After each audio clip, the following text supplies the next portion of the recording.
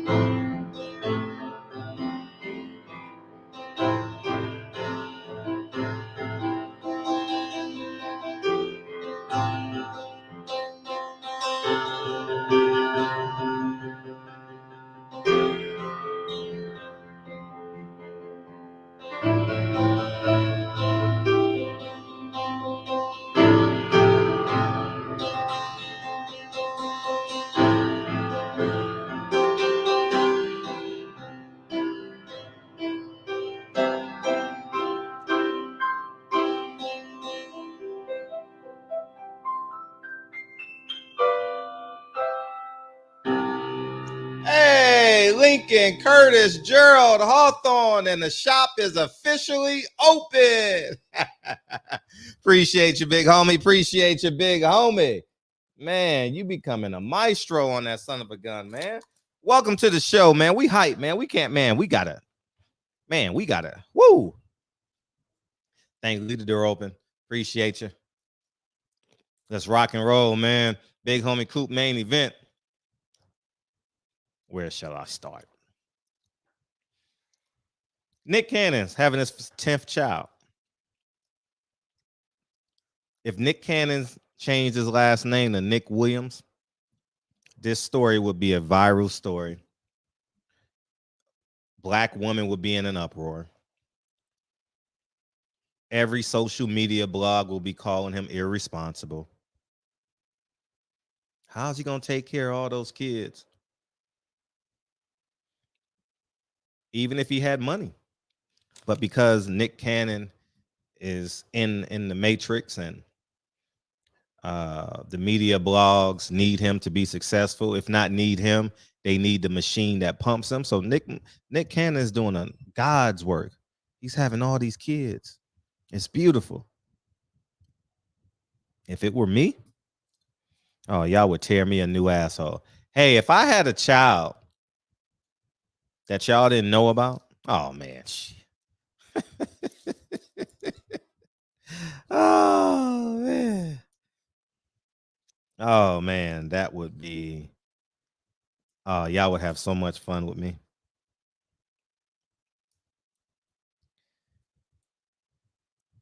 This is becoming a joke, man. They have literally changed the entire DNA of black men in America. They literally changed it.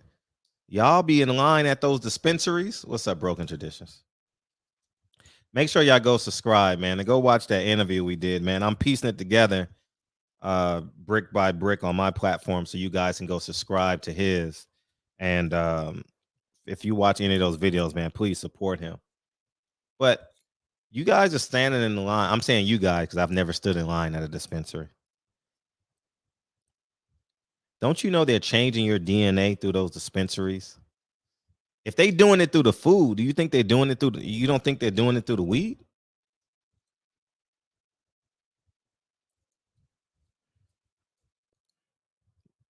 "22, you're tired with a belly, you got titties, you have unathletic looking ankles, you got cankles at 22, 23 years old, you know, you smoking that weed, you're lazy, lethargic. I've never known someone to smoke weed and build a house. I've never seen it in my life. And I've been building houses for a long time. Yeah, please do. And always put y'all links, man. You know, we are family. In 15 years, just think, all this started with a Michael Jordan hoop earring. Oh, that shit is cool. That's fashionable. 10 years later, we wearing 2 earrings. And now men are getting their eyebrows pierced. And now today, your pants and the leggings are as tight as the next man. You spend more time doing your hair than your woman. You're going through drive-through as much as your wife and kids or your girlfriend and kids. You spend as much time thinking about weed as you do weed, drugs, and pussy as you do about your family and creating new streams of income.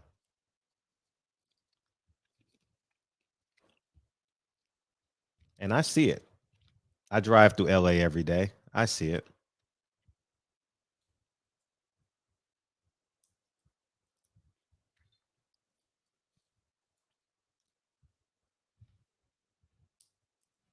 And you know how they convinced us? They've convinced y'all that getting drunk and high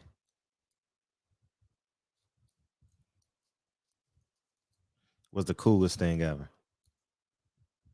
The Europeans taught y'all if your pants ain't tight, they ain't right. Y'all standing in line to buy the ugliest shoes known to mankind. I think Balenciaga, how you pronounce that? I swear, they're doing studies on how dumb and pathetic can we make niggas look. I swear, I ain't lying. The shoes, they selling garbage bags.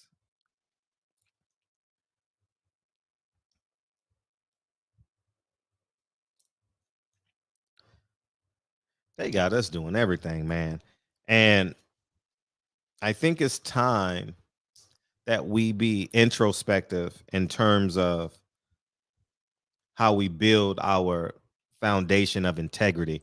Because, yeah, they got to be doing a social experiment. Yeah, that's a better term, social experiment for sure. I'm gonna post that on my Instagram before I go to bed. They have convinced y'all to post more pictures with celebrities than with your friends and family. You be with your best friend every day. You never post them. Not that it's a big deal, but I'm telling you the mindset.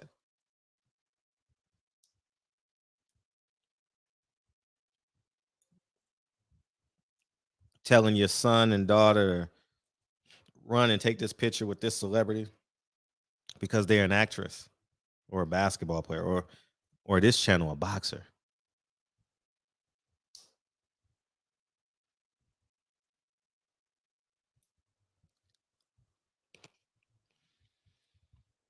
I look at our society, and Nick Cannon is a microcosm of where we're headed, because Nick Cannon will be celebrated.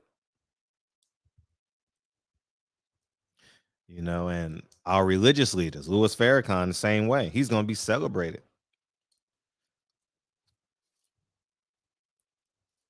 I remember having a conversation with DB, and we was at the backpack giveaway. And my research told me that Farrakhan had kids out of wedlock. DB told me, no, that's impossible. They already tried to get him on that and they failed. I was like, okay. And I just let it go. I ignored it. And I let it go because I didn't want to have that conversation with him. But this year at Savior's Day, The man said, I got a whole lot of kids and a whole lot of women, and my wife didn't approve of it. I guess he still has integrity. I guess he's still a leader. You know, it's the same thing as these pastors. Hey, what that pastor say? Y'all didn't buy me a Movado watch. Pastors are going viral for promoting Anglo-Saxon lifestyles. Have y'all noticed that?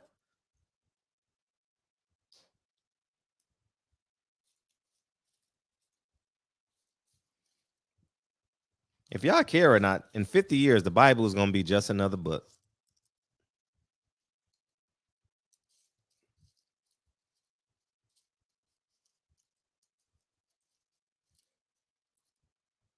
God is going to be a like idea. Like, yeah, man, it's cool, but you know what's better to be?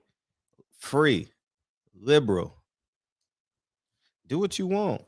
Don't live with no boundaries. Be free.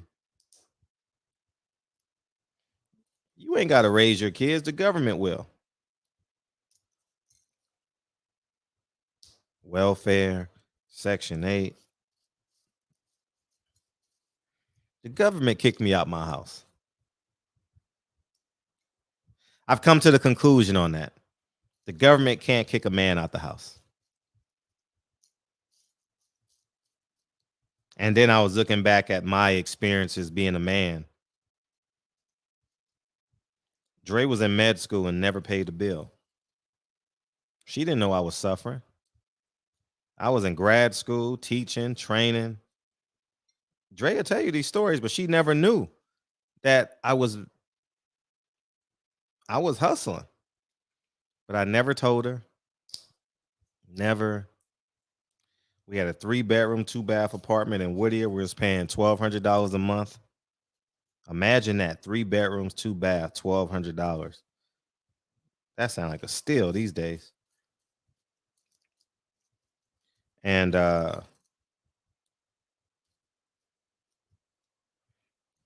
I could have gotten on welfare, right? Or Dre. I mean, I could have told Dre to go down to the county building and go get WIC and SSI. I don't know whatever it is. Not SSI, but WIC, and I didn't. I made it happen, Captain. So my conclusion on that is when people say the government kicked the fathers out the house so the mother can get Section 8, that's simply saying the man is a coward and he's unwilling and is not creative enough to provide.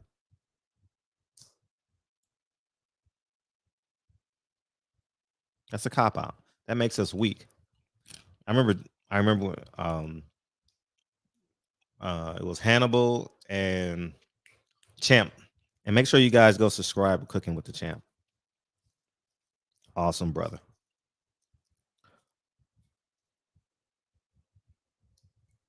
We got to get back to being not the cool father. The father with the guidelines that's on a rule brick.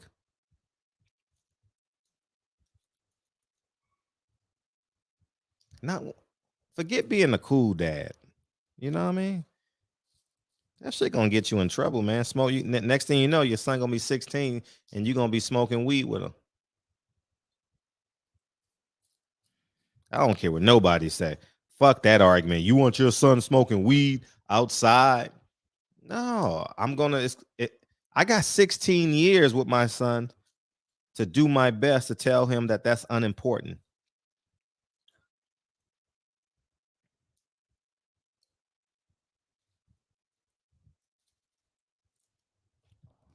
I don't know if he was drinking and smoking with him, but I know he was fucking him. Oh, he was fucking him. Oh, Farrakhan was a player, man. Player, man. Oh, yeah.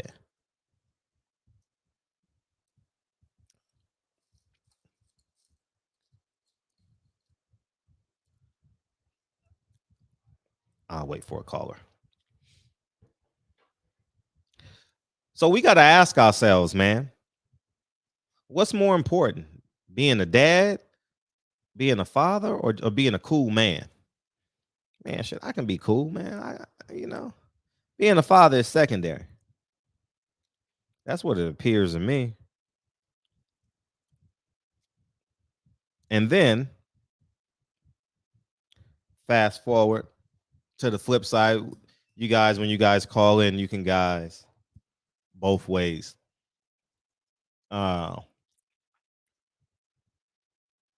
Crawford says he doesn't need Earl Spence. I mean, from a literal sense, nobody needs anyone, right?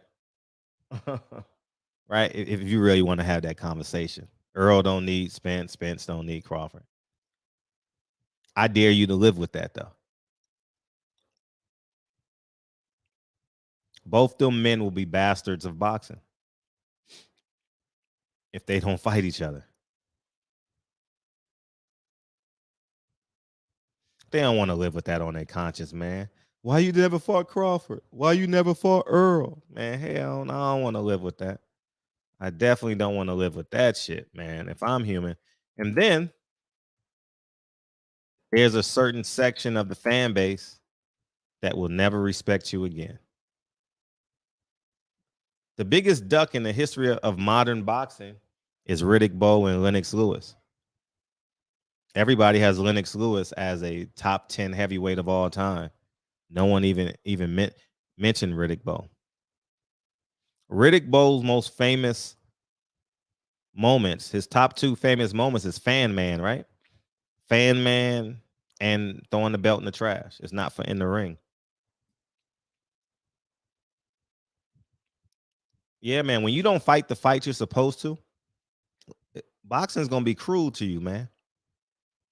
And boxing was cruel to Riddick Bowe coming down the stretch, And now when you listen to him talk, you realize he had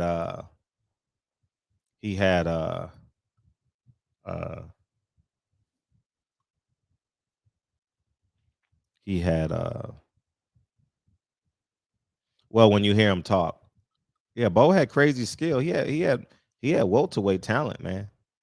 Everybody know that.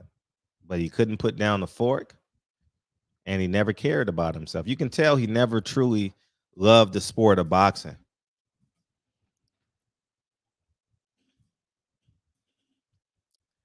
Sugar Ray Leonard, Aaron Pryor. That was before me, but modern, yeah. That's definitely, that might be number 1. Number 2, and look at Sugar Ray Leonard. That man got to work to make a living. Look at him. He's everywhere. Sugar Ray Leonard is everywhere. You're going to see him next week somewhere.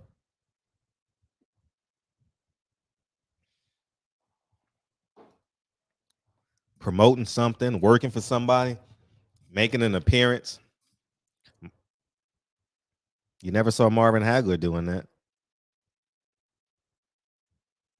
We got to start taking care of ourselves, man, and do what's right.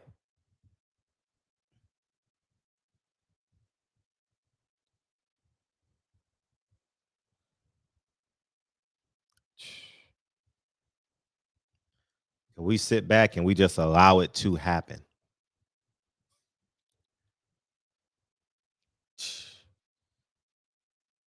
It's awful.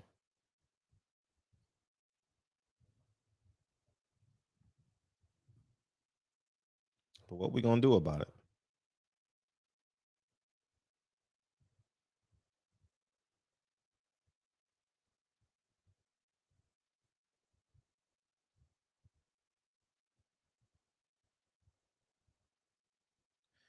But getting back to Nick Cannon, I remember Kyle said, well, he got the money. He can be in 2 places at one time. I don't think Kyle gonna be in here tonight. But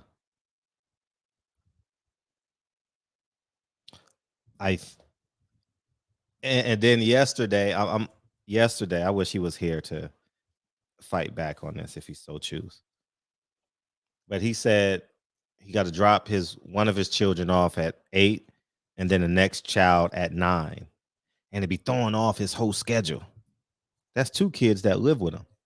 You know, he got a beautiful family, and they making it do what it do. Nick Cannon got 10 kids by what, 8 or 9 different women, 7 different women. How he gonna take the kids to school if they all got to be at school at the same time? So that means you're gonna drop one kid off at 7 o'clock, and he got to sit there and freeze in the wintertime, no matter where you at. You drop him off January 13th. That kid got to freeze, man. It's cold outside.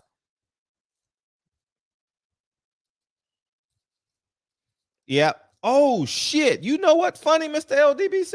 Check this out. You gonna laugh when you see this. Watch this. Watch this shit. The last song I played today before I started the show. If You Think You're Lonely Now by Bobby Womack. I was just listening to him.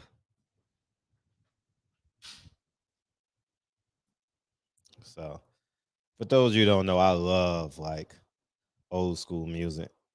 And then it's beautiful now. Now that I have kids, I ain't got to push skip. I ain't got to worry about nothing. You know what I mean? I just let it play. Yeah, so I can't be in 2 places at one time. If you think you're lonely now, wait until tonight, girl. I think that song is like 5 minutes and 48 seconds. Let's see how long it is. No, 5:33. The reason why I know, because I timed it to come into the office and start the show. I was like, when this song goes off, that means I got to go to the office. Yeah, man, it's scary to think that this is approved behavior. It's scary to think that a man can conceive these thoughts.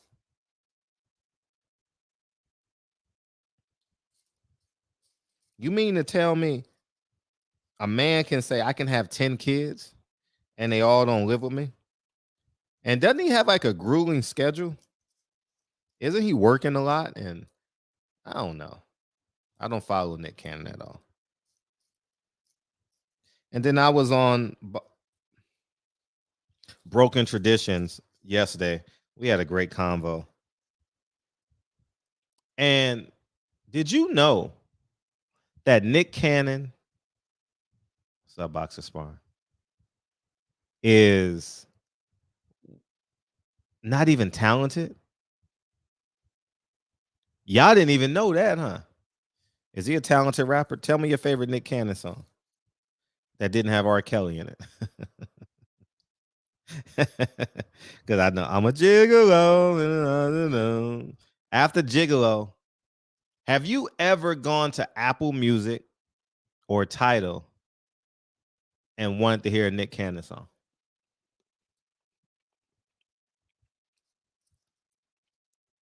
Let's see what's his number 1 song. This will be the first time ever.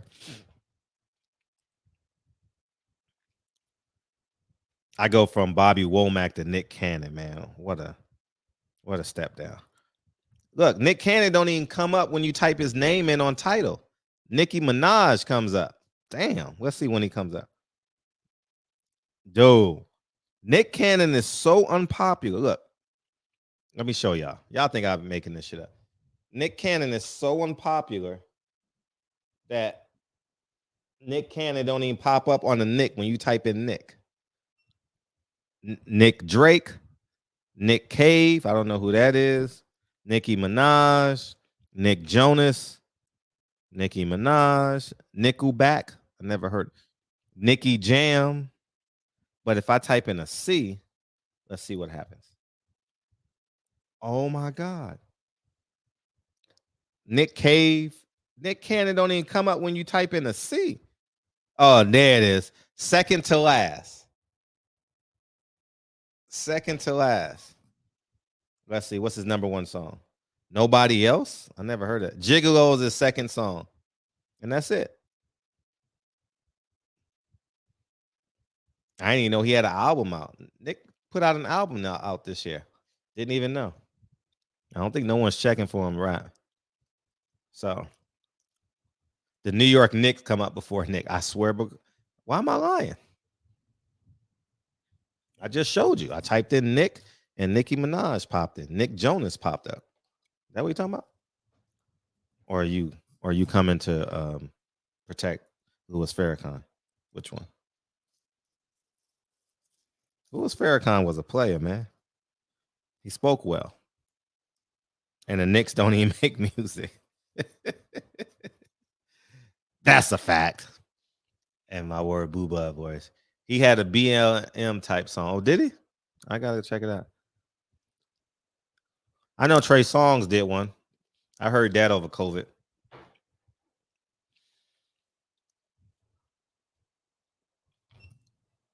Anybody beaming it? So I think men get more credit for doing social media things than being fathers.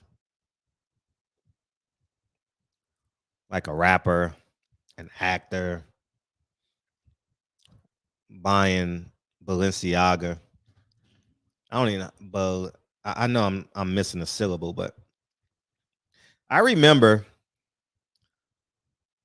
I was interviewing Tank in downtown LA at the where is that at? At the Marriott. And I was like, man, what are those shoes, man? They ugly. Tank said, man, they cost $3,000. I said, they still ugly. Money don't make your shoes look better, man.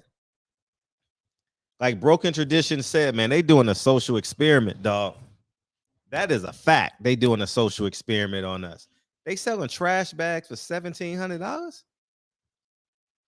Somebody gonna buy it. Be like, nigga, I got this trash bag. Why you just didn't go to Big Five?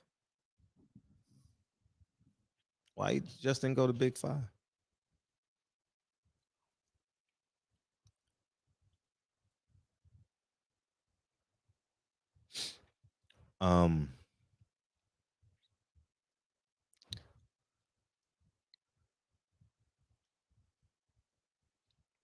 It's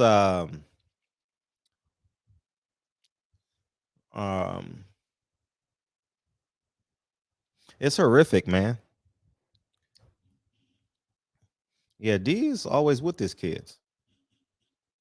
So I think that's different. They all live with him. So that's different. So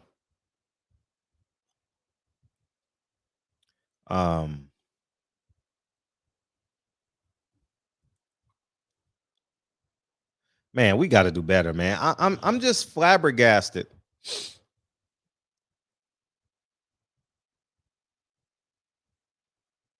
That pastors, men of the community, men of the cloth,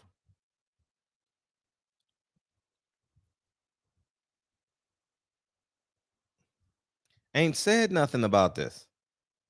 This man got 10 kids, man. And has no desire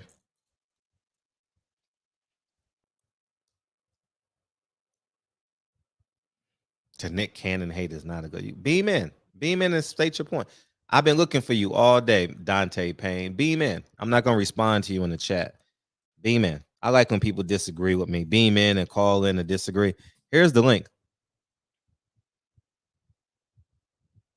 Here's the link. Beam in.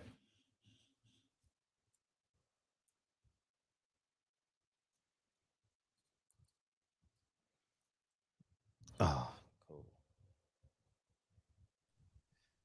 All you, man. What's good? What's good? I'm not gonna lie. I wasn't really listening right now because I was editing the video, but I definitely wanted to jump in real quick. What's good? Yeah. No, take your time. Go ahead. No, what you was cooking on? I know you was talking about other things, but I know Nick Cannon was the top. Nick Cannon. All right. I just want to put this out there real quick. I don't know if you noticed this or not, because we spoke about Nick Cannon a number of times. Mm-hmm. Do you realize when it start happening, him having all these kids? No. All right. You know about him apologizing for saying the anti-Semitic words, right? Mm-hmm. A little bit after that, a lot of women start getting pregnant. I feel like this is his way of his masculinity being like attached again. Because I was like, after that happened, he started having a whole bunch of kids. I could be wrong, but I that's what I noticed. That's what I noticed. And it's not a good look. It's definitely not a good look. Because if he have all these kids all over the country, you can't be there for these kids for those little events. You can't be there to help with the homework. You can't be there for the one-on-one times. You can't be there for the nightmares. You can't be there for the sports. You can't be there for the ballerinas. You can't be there for the dance recitals. You can't be there for everything because you got to work. You could probably hit the women off with bread, but you just a paycheck. I couldn't agree with you more. Yeah. It's real subtle, like putting a seatbelt on your daughter and kissing her on the forehead. When your daughter's backpack is bigger than her, you help her, but she's stumbling, walking sideways, and picking them up from school. Yep. Surprising them in the classroom and taking them lunch every now and again. It's presence, man. Yeah. It's presence, and your presence will be minimum if you have all these kids spread out. Yeah. Back in the, I'll say long back in the day, yeah, these kids were under one roof. The stories that I hear a lot, like my grandparents and. Go ahead. Bless you. How about this right here? Because somebody say, he's dying. I guess he got lupus. But he says he's cured. Who cares? That makes him more irresponsible. Gonna leave 10 kids out here to be destroyed by society? No father? 10? No father? Yeah. Make that make sense. Now you're gonna have 7 women fighting over your will? You can't build a legacy. I mean, he could build a legacy for, I guess, his career, the Wild 'N Out, whatever that brand is, even though it's not his per se. But as far as that name, you can't build a legacy with too many households. You can't build, that's just me. Man. That's just me. I don't know. I like that one-on-one with the child. Okay, people say he's gonna have the best of everything. Who's the most financially successful fighter of this era? Floyd. Who did his daughter have a child with? Oh, I forgot. Was it I forgot who she had a daughter with. We had a baby with. NBA Youngboy. Oh yeah, he's locked up, right? Or no? I don't know where he's at, but yeah, I'm just giving you the example. The money and the access. It's the integrity of the father. It's not just the money. Look how many fighters blow their money. Lack of integrity, lack of accountability. How did Evander Holyfield blow all that money living in Georgia? I heard his Georgia Power light bill was like 20 grand a month. That's crazy. Yeah, they saw him coming. But it's no way in Georgia in the 80s, in the 90s, you taking all that Vegas money and taking it back to Georgia. Ain't no way in hell you should be going broke in the state of Georgia. So money isn't the solution. Yeah. You gotta be present, man, with these kids, man, because these kids gonna do things. And Kennedy tries to, I remember in daycare, Kennedy would put things like in her lunchbox after we put the stuff in the lunchbox, like a doll or but I was there to check it sometimes. I'm sure some days that's why she did it, because she got away with it sometimes, right? Yeah. And but I caught her sometimes. And that 2-minute conversation is a life lesson. You don't see it in the time, but it's a life lesson. Every time you speak to your child, it's a life lesson. Yeah. And what they're gonna be doing? FaceTime? They probably can do Zoom, put them all on Zoom. And yeah, they got like the multiple FaceTime where you could have like 10 people on it. But who want that kind of attention from their father, like on a day-to-day basis? You want that like you said, the one-on-one time, the little moments. I know so. I know how important that is, because if I spend too much time with Kennedy, Lincoln will just accidentally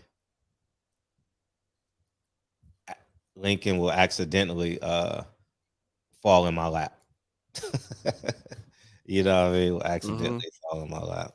You know, so yeah. And just like those moments, man, my son about to be 18 next month in a few weeks, and he still bring up little stuff that we did he did as a kid, and that means the world because I was in his life as a primary parent. That just means the world.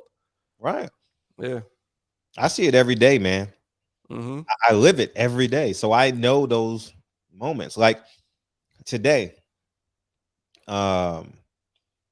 we had to do our backpacks at night because I got to make the smoothies in the morning. So I said, I need y'all help. We got to pack our backpacks now and put them by the door because Daddy's making the smoothies in the morning. So that means I don't have as much time to spend with you guys in your room and come on, let's go. It's school time and stuff like that. So, but fathers, man, men, those insignificant moments that we see with our kids, like teach them how to tie their shoes and double tying them when they're in elementary school, so the teacher don't have to keep on tying your kid's shoes, and purposely cutting the sandwich so the sandwich don't slip off when he's biting it. You cut the sandwich in squares so he can eat it peacefully. Those little moments are so important, man. Like, it's worth more than money, man. I'm gonna tell you, because I don't spend a lot of money with my kids outside of the home. I don't spend a lot of money on my kids. It's inconsequential. Everyone can afford. I don't want to be, but man, 80% of America can afford what I spend with my kids. It's nothing out of the ordinary. Yeah, ice cream every now and then, and you know what I mean, going to get a book, or now we go to Amazon now because time is of the essence. Yeah, you know, so it's just so many moments that we're missing, and we think is insignificant, and we trade it for money. We got someone beaming in West Coast. Somebody, go ahead, West Coast. Yeah, man. I just want to say, I've been tuning into the channel, man. Y'all doing some good things over there. You know what I'm saying? Oh, thank you. Yeah, I had a couple questions. What is your thoughts on the climate of movies in Black America nowadays? Yeah, Ron, you want to answer that? I don't really watch. It depends. Like, what kind of movies you talking about? Like mainstream movies, regular Black films, and how they portray the Black community in films. I think they're doing a poor job because a lot of times it's hood movies. It's always that gangster shoot 'em up movie. I mean, that's what I see on Amazon. I always see like, I guess more independent movies. I watch those to give them a try, but it's always the same concept. Is drug dealer going bad. Bro, hey, Kenny's Porter smacked the fuck out you. He got me. That was a good one.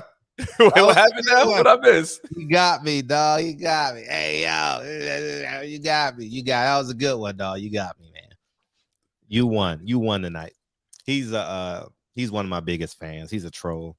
Trolls are really your biggest fans, and I appreciate them. So try it again, man. That was a good one. That was a good one, dog. You got me. But yeah. That was a good one. So if anybody is stalking you on the internet or don't stop them.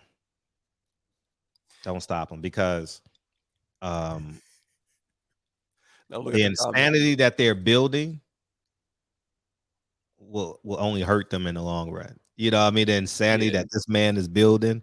Oh man, please let him. It's funny you said that too. I had a conversation with my girl, and I have like some people that be in my comments that that's really problematic, and I'm like, should I block this person? We had a whole conversation about it. And she was like, you should block them because they're so toxic, but it's part of the game of being on the internet. It's part of the game. So, it is. Yeah. It is. It is. And when I first started doing this, but 6-7 years in, however many years I've been in it, it's humorous to me now. Like, it doesn't even faze me one bit, you know. That's why I laugh. Like, it's, man, come back in with a new name on Sunday, man, because you got me on that one. Well, he changed his name all the time? Just the first time, but okay. But he called in last time, so yeah. But yeah. I'm just looking at the comments. Somebody said, plus that random question, what do you think about black movies today?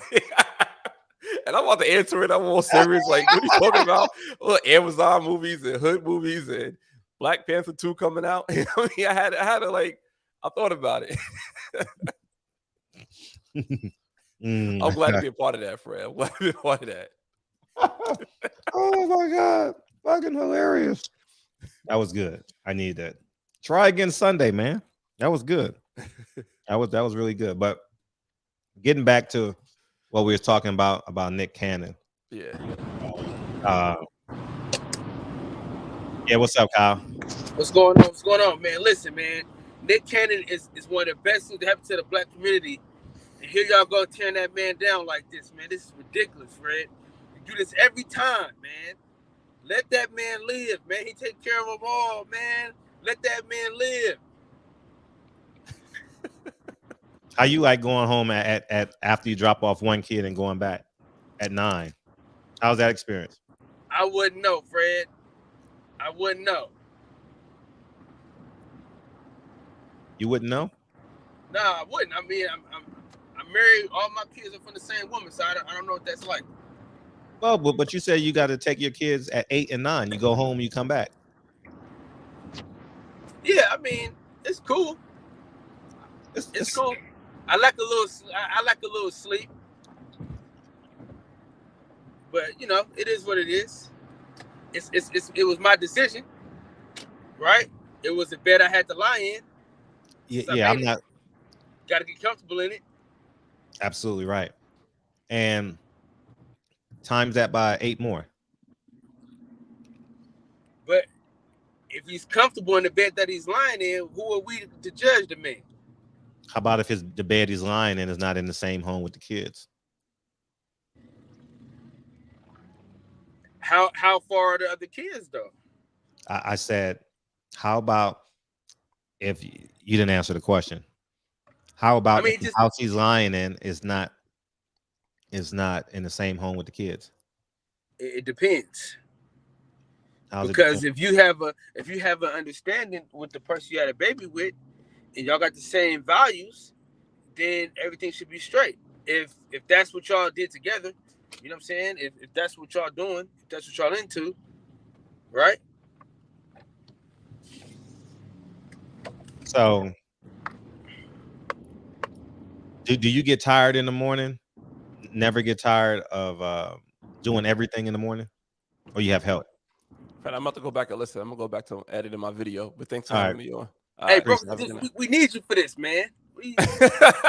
Y'all sitting there working on the video. I just came in real quick. Appreciate you, dog. All right. Peace. Good to see you, big dog. Hey, man, I enjoy your channel, man. You know what I'm saying? But listen, tired or not tired, right? Yes. If they call, he come quick. You know what I mean? Then, but if you at work, it's the same difference, though. I can't be everywhere I want to be if I'm at work. So say like, you know, you doing something major that you got to work on, that you working on. You can't just leave every single time, dog. You know what I mean? Sometimes you tied up, depending on the situation.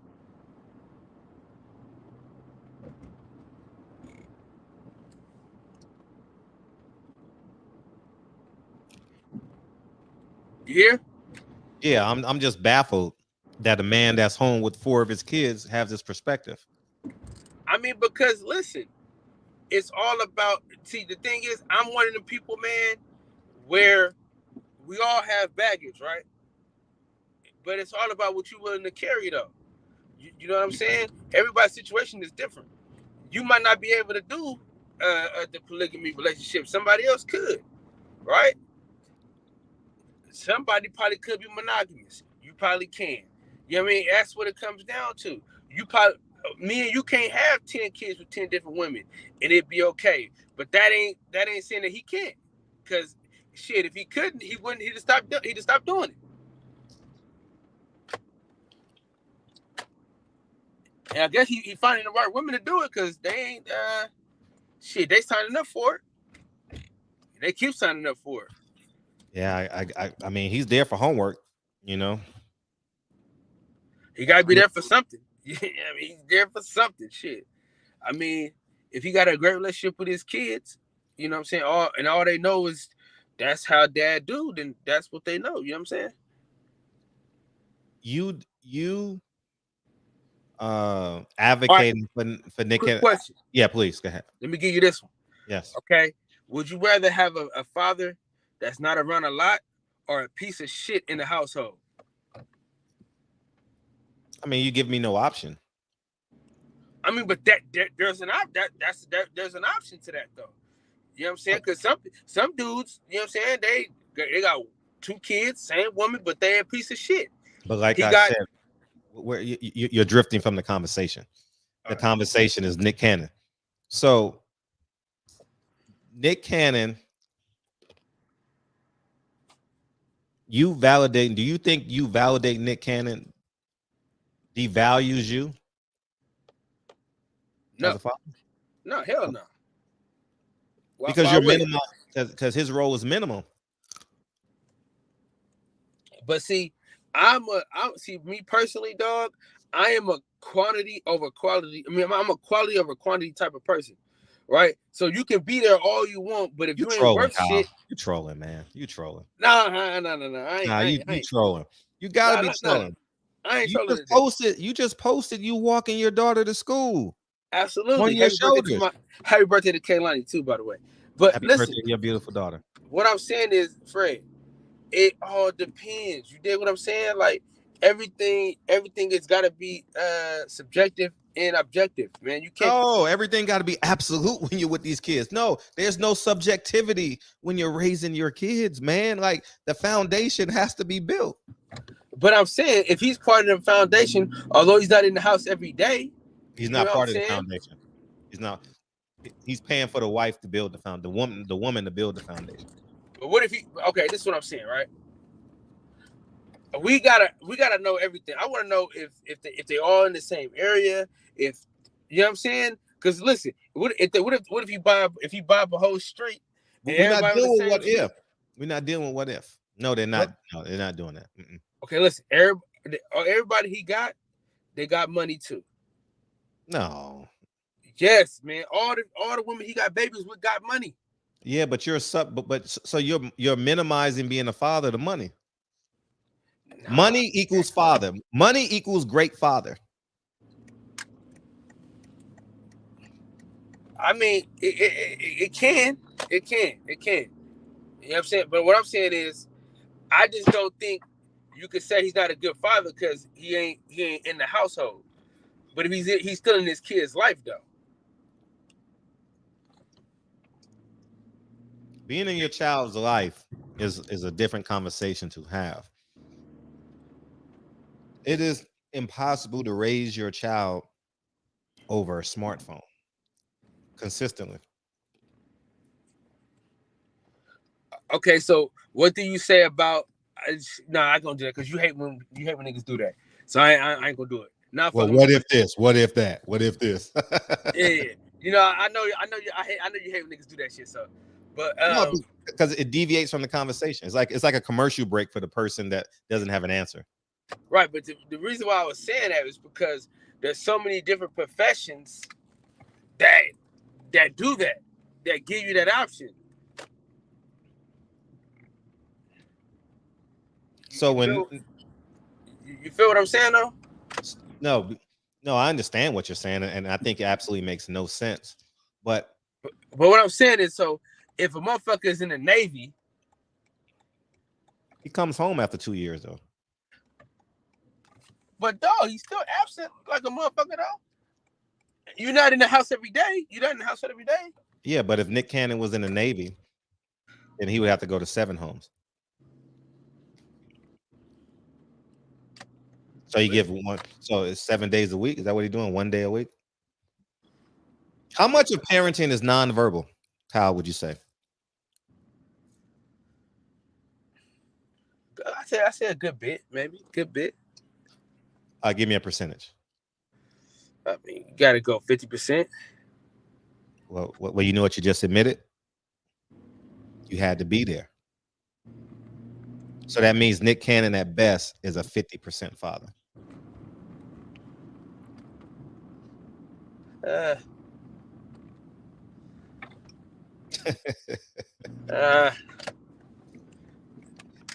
don't know, man. I don't know, man, because we don't know how much he's in the household, though. We don't know. Yeah. It's just a lot of variables, man, that go along with that. And I'm glad someone's coming to save you, Kyle. Thank God. 831, what's up? Fred, how you doing? Hey, good. I'm too old school, Mr. Fuller. I don't know your perspective on this, but you're asking me about my perspective? Yeah, sure. Okay. I agree with you 100%. Me and Mr. Fuller agree. We ain't agreed in a month. Yes. Go ahead. Yeah, I agree. That's only because he would disagree with me, but go ahead. Yeah. Was that Kyle that said that? Yeah. And Kyle is going to do some club stories about women and men who aren't raised by their fathers in about 4 hours, 5 hours. Watch. Club Chronicles? Yep. I might not do it today because it's a Thursday, so I don't know how goofy niggas can get on a Thursday, but this weekend for sure. Yep. And I want to bet they 7 out of 10 of them didn't have a father. But continue. Go ahead, Mr. Fuller. Yeah, I just think it's important for a father to be around. I was in the Navy for a long time, so I missed a lot of my life, and it was not a positive experience for him, because a lot of times. But when I was in port, I was at home, but I was gone. I missed about half of this childhood because of that commitment. And so yeah, that's not a positive thing at all.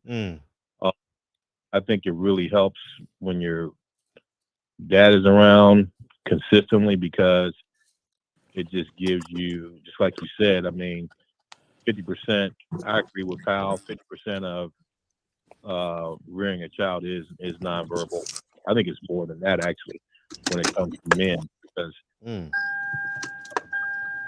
I was growing up, my dad didn't say much at all. I would say 90%. Wow.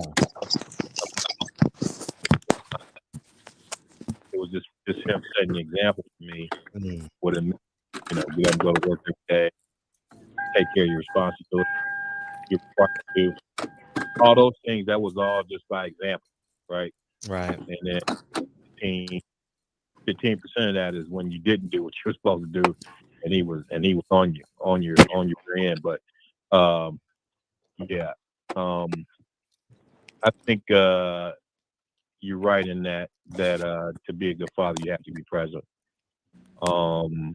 But that's really not 100% true, because I think if his children know who he is, and the women that are the mothers, they really encourage them and they speak well of him in his absence, then that can actually make up for some of that, in regards to allowing them to still foster some sense of identity, because I think a father gives children identity, a sense of self, who they are, what their place is in the world, and gives them the ability to face adverse conditions or, hard times and still straighten their backs and not succumb to things. I think the father gives you that foundation. So it's very important that he's around.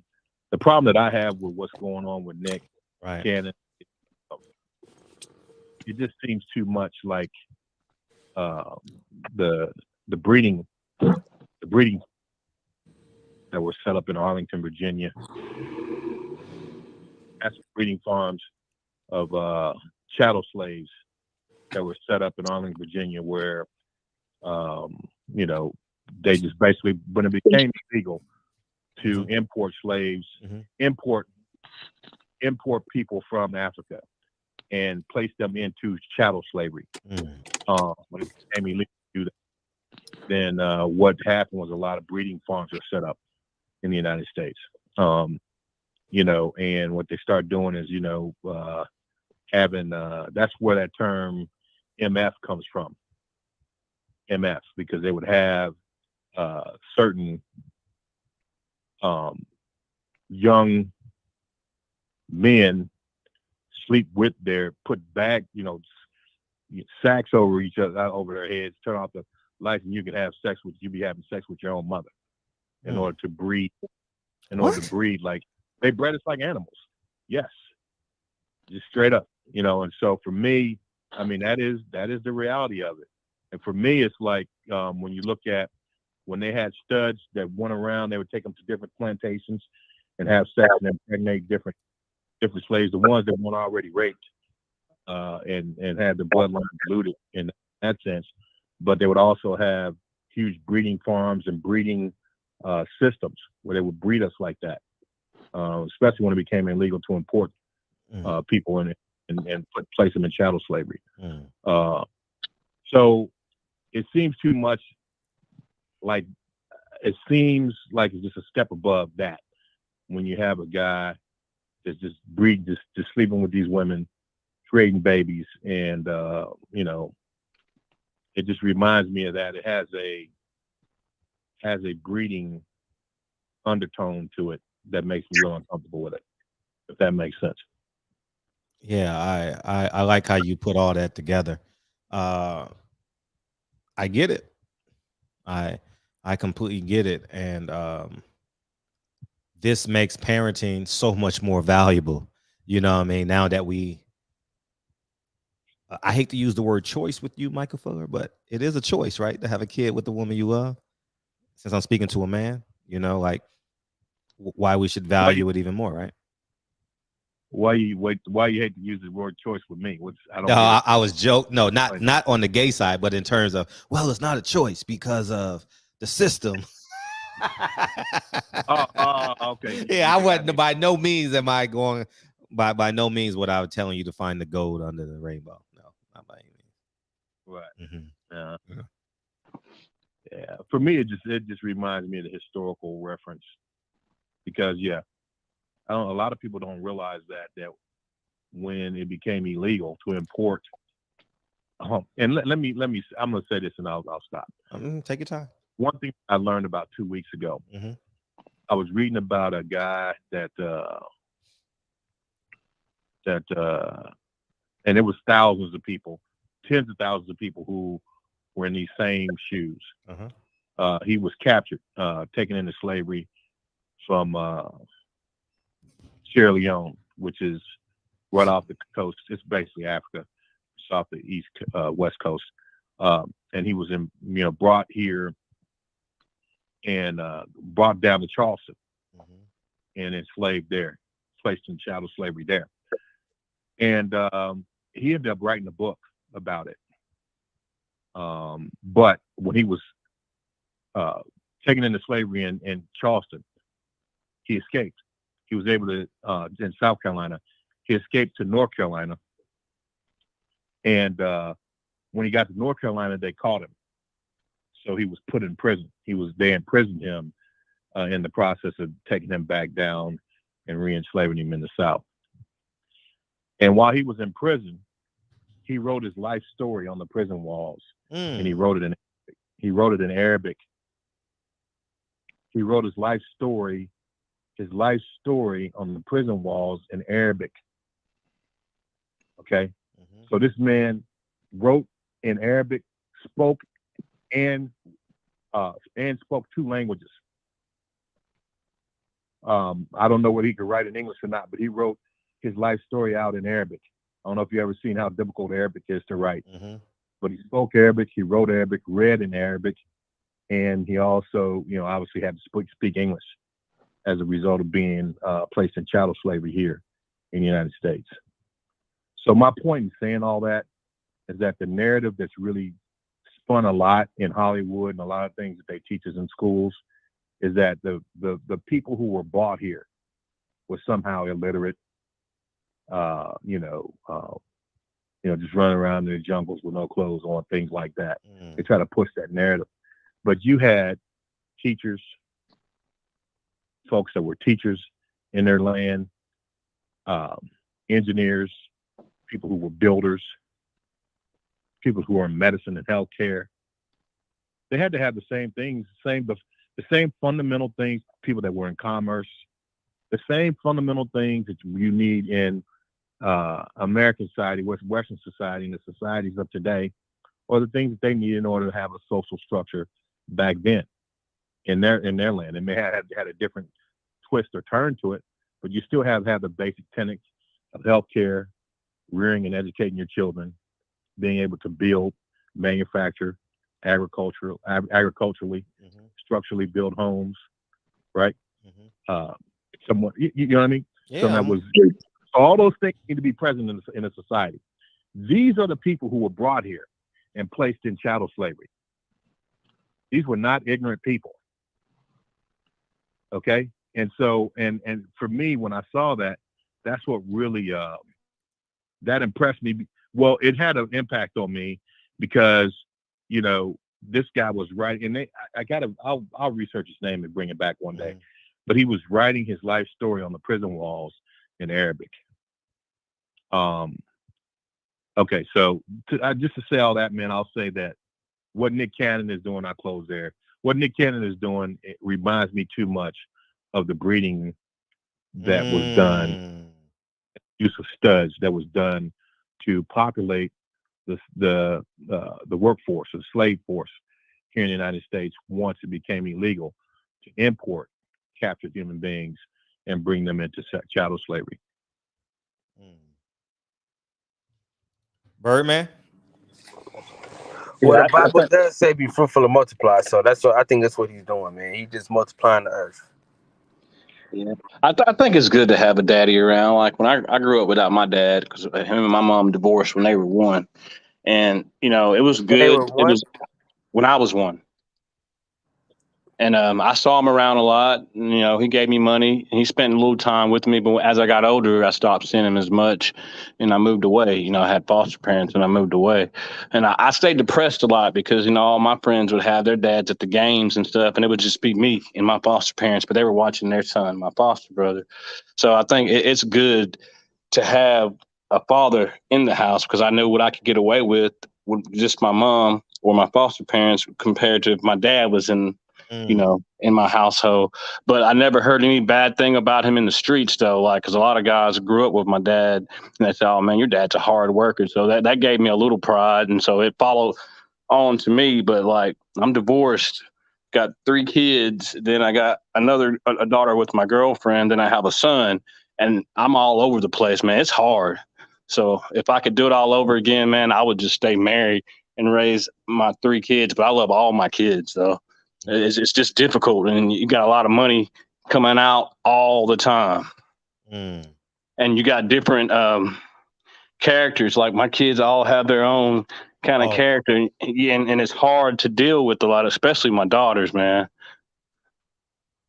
So I'd say, and I'm still working, and I'm a work in progress when it comes to dealing with my kids. I got a 21-year-old, and I'm trying to teach him the right way, but he's his own man. He's stubborn like me. But it's really good if you can have both parents in the household.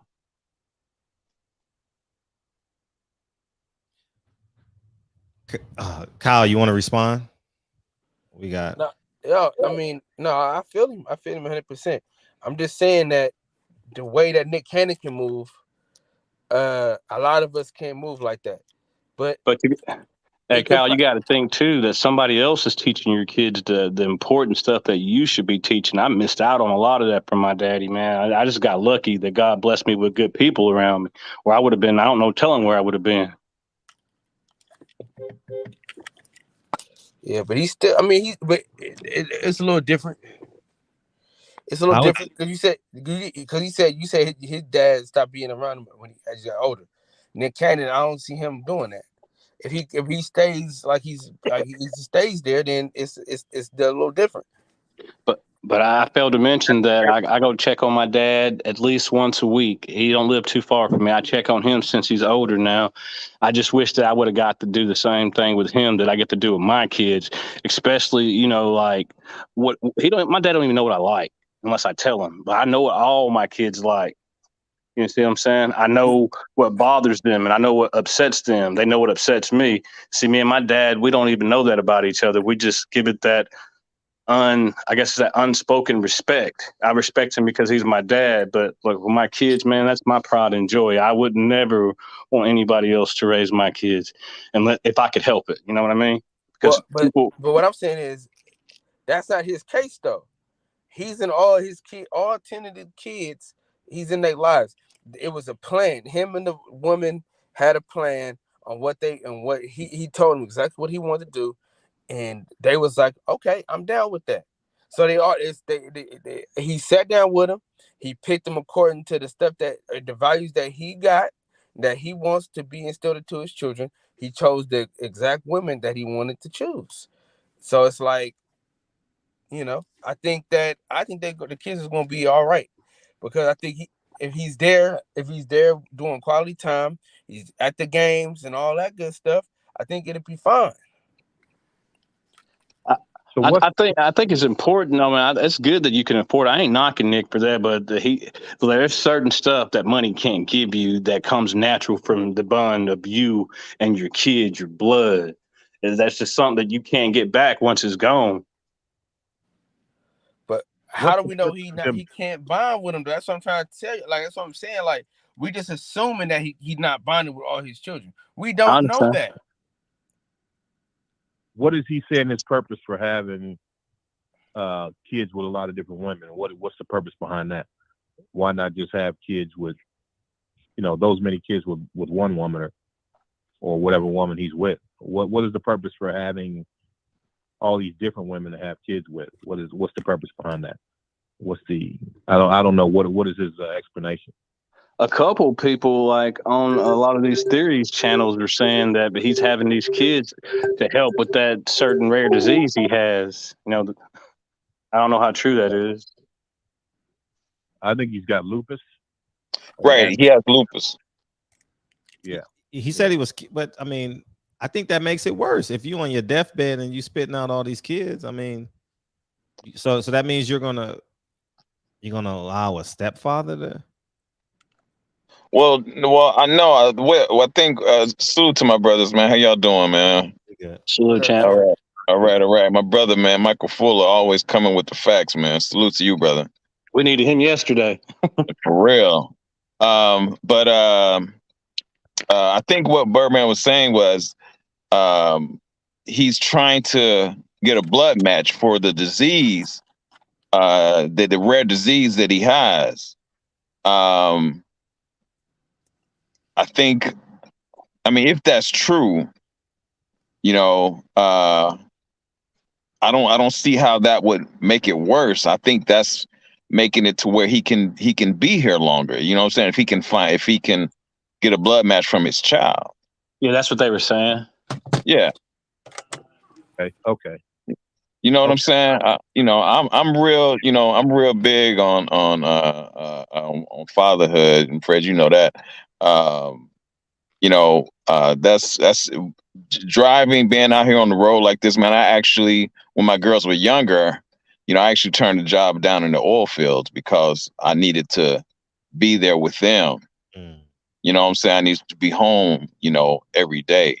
And it wasn't easy, you know what I'm saying? Because my daughters, you know, they have different moms. So, you know, I had to really work on our time together, you know, for that reason. So this is why, you know, I had to turn down that job and do something local, you know, so that I could be there with them, you know, all the time. And you'll be surprised at how many people take their time. I understand that you have to work and take care of your family, but you take it for granted that everything's gonna always be cool, and you'll always be able to see your kids. I can remember when I was going through my whole custody thing, how that affected, my time with with my girls. And I can remember a guy that I used to work with when I was working for American Airlines, and he was having a conversation with his daughters, and they wanted him to come home, and he was like pulling double shifts, and I was going through it at the time, So when he got off the phone, I said, "Hey, man," I said, "I wasn't listening to your conversation." I said, "But I from what you were saying, were your kids asking you to come home?" He was like, "Yeah, man." He said, "But I got to pull this double." I said, "Look, man, so let me tell you," I said, that don't think that things are always going to be cool and you'll always have that time, man, because, you never know what kind of left hook life is going to throw you. Facts. You know what I'm saying? I said, so, if you can, man, I would get that second shift up and go home and spend that time with your children. And later that day, he came to me, and he dapped me up and he said, "Man, I gave that shift up, man. He said, I'm going home to be with my kids," and I wanted to tell him that, man, because at the time, man, I was going through it, and it was really interfering with my time with my children, I got through it, and I was still able to be there, but it wasn't easy, Fred, as your daughter gets older, man, you're going to find out, there's certain things that you're going to have to do, with her. I did daddy-daughter date with my girls until they became the age to where they started just kind of going their own way. You know what I'm saying? I just continued to do it until they started living their own lives. Then we weren't doing it anymore. But that kind of time with them is important. Mm-hmm. And it's not. You're gonna. You can when you have resources, sometimes you can ruin kids by giving them too much. I got a buddy of mine who owns a furniture company, and he's ruined his sons because he has given them everything, and now they don't want to move out and get their own. And they yeah, go ahead. Go ahead. Well, I was supposed to say I can relate to what you're talking about. Like, you have to make a choice and choose, like, if you want to make this money, because like down here, it's like it goes by like, oh man, this dude's getting bread. He's making all kind of money. I left a $7,000 a month job so I can get more time with my kids, man, and I ain't looked back. Hey, y'all, man, I would love to stay and be a part of this conversation longer, but I got to get to work, man. Get these couple hours in. Fredro, man. It's always a trip when players meet.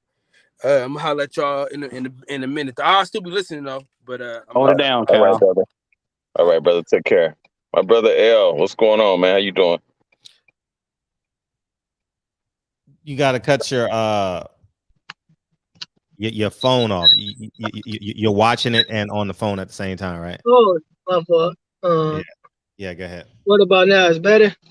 Yeah, I believe so. All right. How everybody doing, man? What's going on, brother? Oh, man, good, man. Just on this road, man. I was tuning in and I was listening to the conversation. I just wanted to chime in on it, man. As far as Nick Cannon, man, I don't know what his situation is. If so, he having all them kids for the purpose of, trying to prolong his life. That's cool, man. But it's still putting the kids at a disadvantage, man. I salute my mother, man. My mother had 8 kids, man, and she purposely had 8 kids by one man. Like, that's very rare.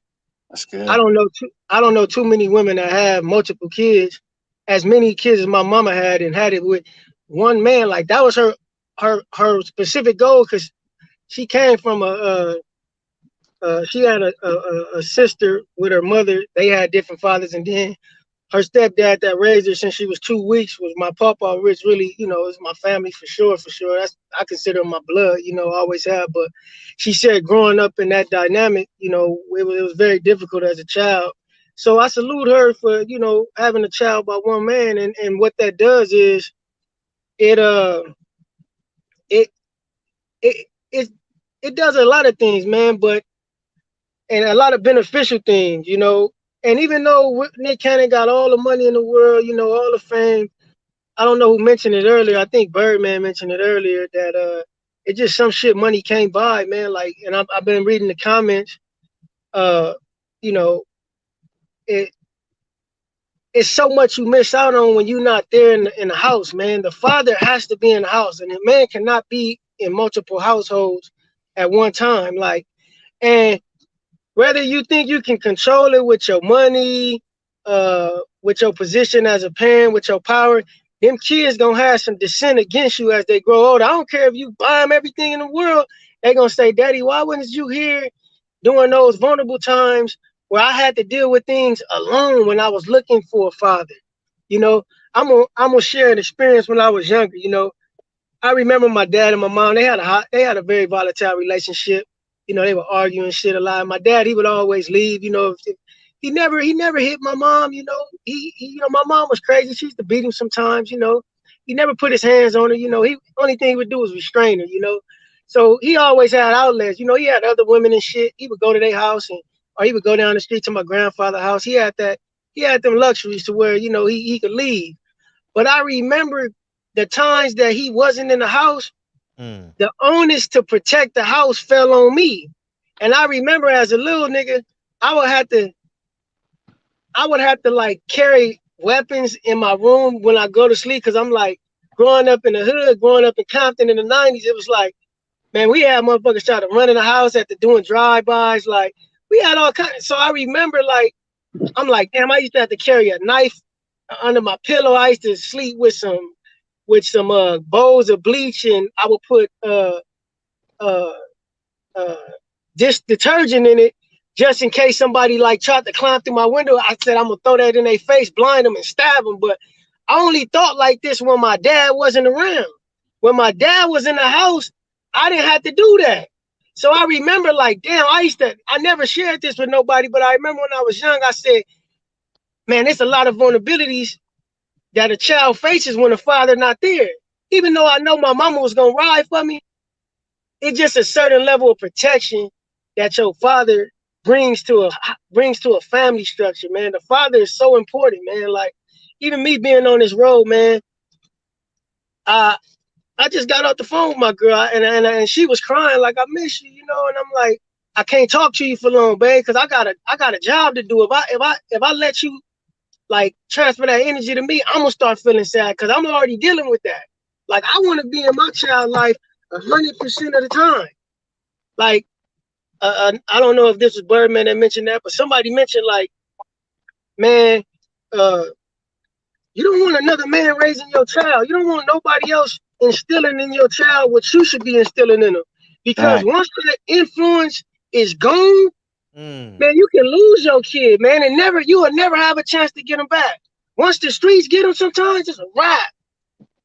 It's over with. You got to have a special child or have to have a mother that's special when you, in your absence, to be able to carry on a job that's intended for a man. It's very rare, man. I'm not leaving. As long as I can help it, I'm not allowing my child to be raised or my children to be raised by nobody but me, because I got their best interest. Point blank, period. So, you know, whatever the case is that brother doing it, I'm not gonna knock him. You know, that's just business. But I can tell you this much for sure: them kids gonna have some dissent towards him, because they gonna be like, for whatever reason, Dad, you wasn't there when I needed you, because these situations gonna come up. Thanks. Yeah, you're absolutely right about that, Al.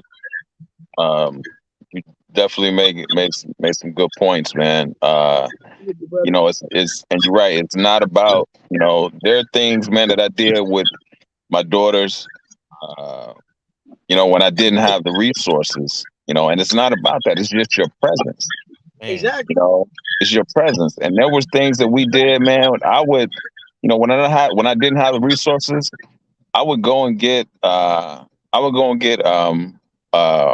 water balloons. You know what I'm saying? Balloons are 99 cents, and I would fill them up with water, and we would have balloon fights. You know, I would take them to the park, and I would take the kicking shield and the pads, you know, and train them like that, and we would make a whole day out of it. You know, where's that feedback coming from? Yeah, that's what I'm telling El. The feedback. It's your feedback. Oh, okay, man. okay. Yeah. You know what I'm saying? You got me on 2 devices. Oh, okay. Oh, Okay. Hell, you Yeah. got me on Yeah. And we would make a whole day out of it. Is that You better, know what I'm Freddie? saying? I think so. We'll see. I think that is. Yeah, I think that's better. Sorry about that, champion. It's cool. Yeah, we would make a whole day out of it, you know, and it was just things like that, you know, that I would do with my girls that didn't take, you know, you don't have to really do a lot of extravagant things with your children. You know what I'm saying? There's things that you can do that don't cost a lot of money, but you just being there, like you said, you being there is more important than just spending a whole bunch of money on them. Man, I'll be honest. I don't know if I've ever spent $100 on Lincoln and Kennedy in the evening. Like, I'm talking about them as an individual. Like, I don't think I've ever spent that much money. With movies is $9. Mine is $16. That's the most expensive thing I think I've ever spent on them is a movie ticket, probably. You know, like a book is $5 for a kid. Right. It's not the money, man. It's the presents. I haven't spent no money on my kids this week on Lincoln and Kennedy. I spent not one dime.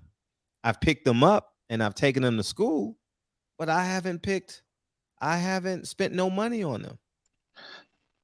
I tell you what, Fred, hey, if you started out like that, man, it's hard to get out of that because I'm dealing with that with my 17-year-old right now.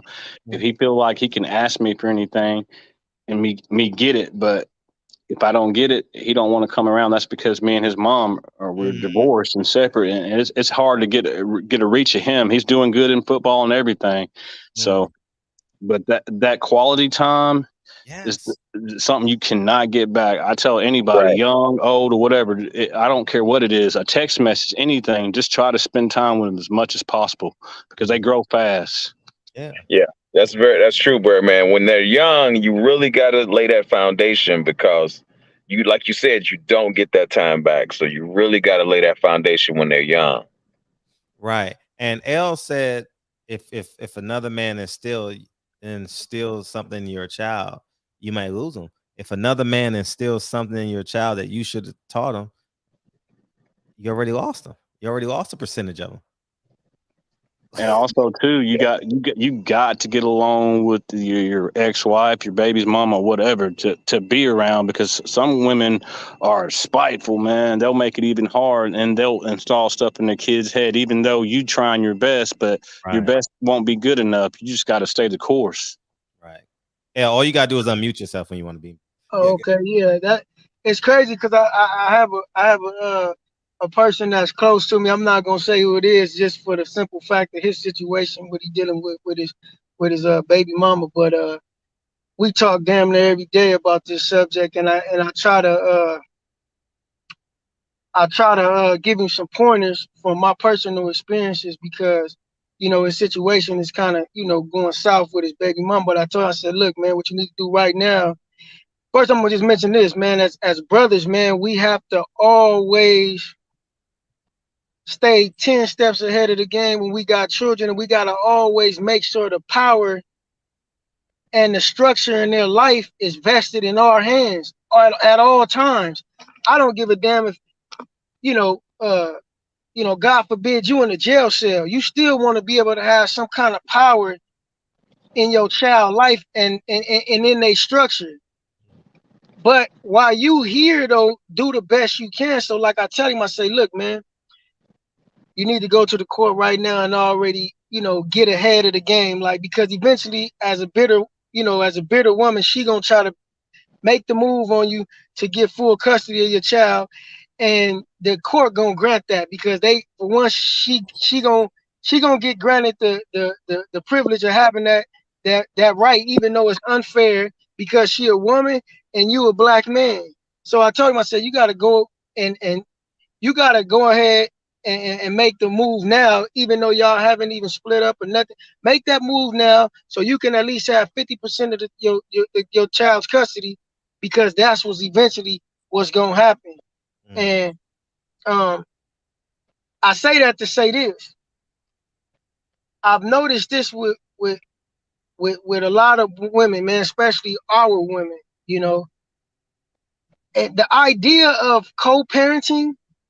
This is the crazy part about society, like, and how just degraded, and how far off we are from just sense and just things that's just family structure. Like I was telling you, I said, in today's society, the family structure has no value at all no more, especially in the Black community, because the thought of co-parenting, think about this, the thought of co-parenting is more appealing than raising a child in a two-parent home. And I say that because I've been with multiple women that already have the contingency plan of being a co-parent before we can even build something. They already be like, well, you know, if things don't go wrong, right, we gonna, this how things gonna go if we have a kid. And I just used to be like, oh, the bitch fired. She got fired a long time ago, but let me just see how much she gonna spill out to me, how stupid she is. But that has become the norm now for people to think that co-parenting is cool. It's only cool when it's necessary.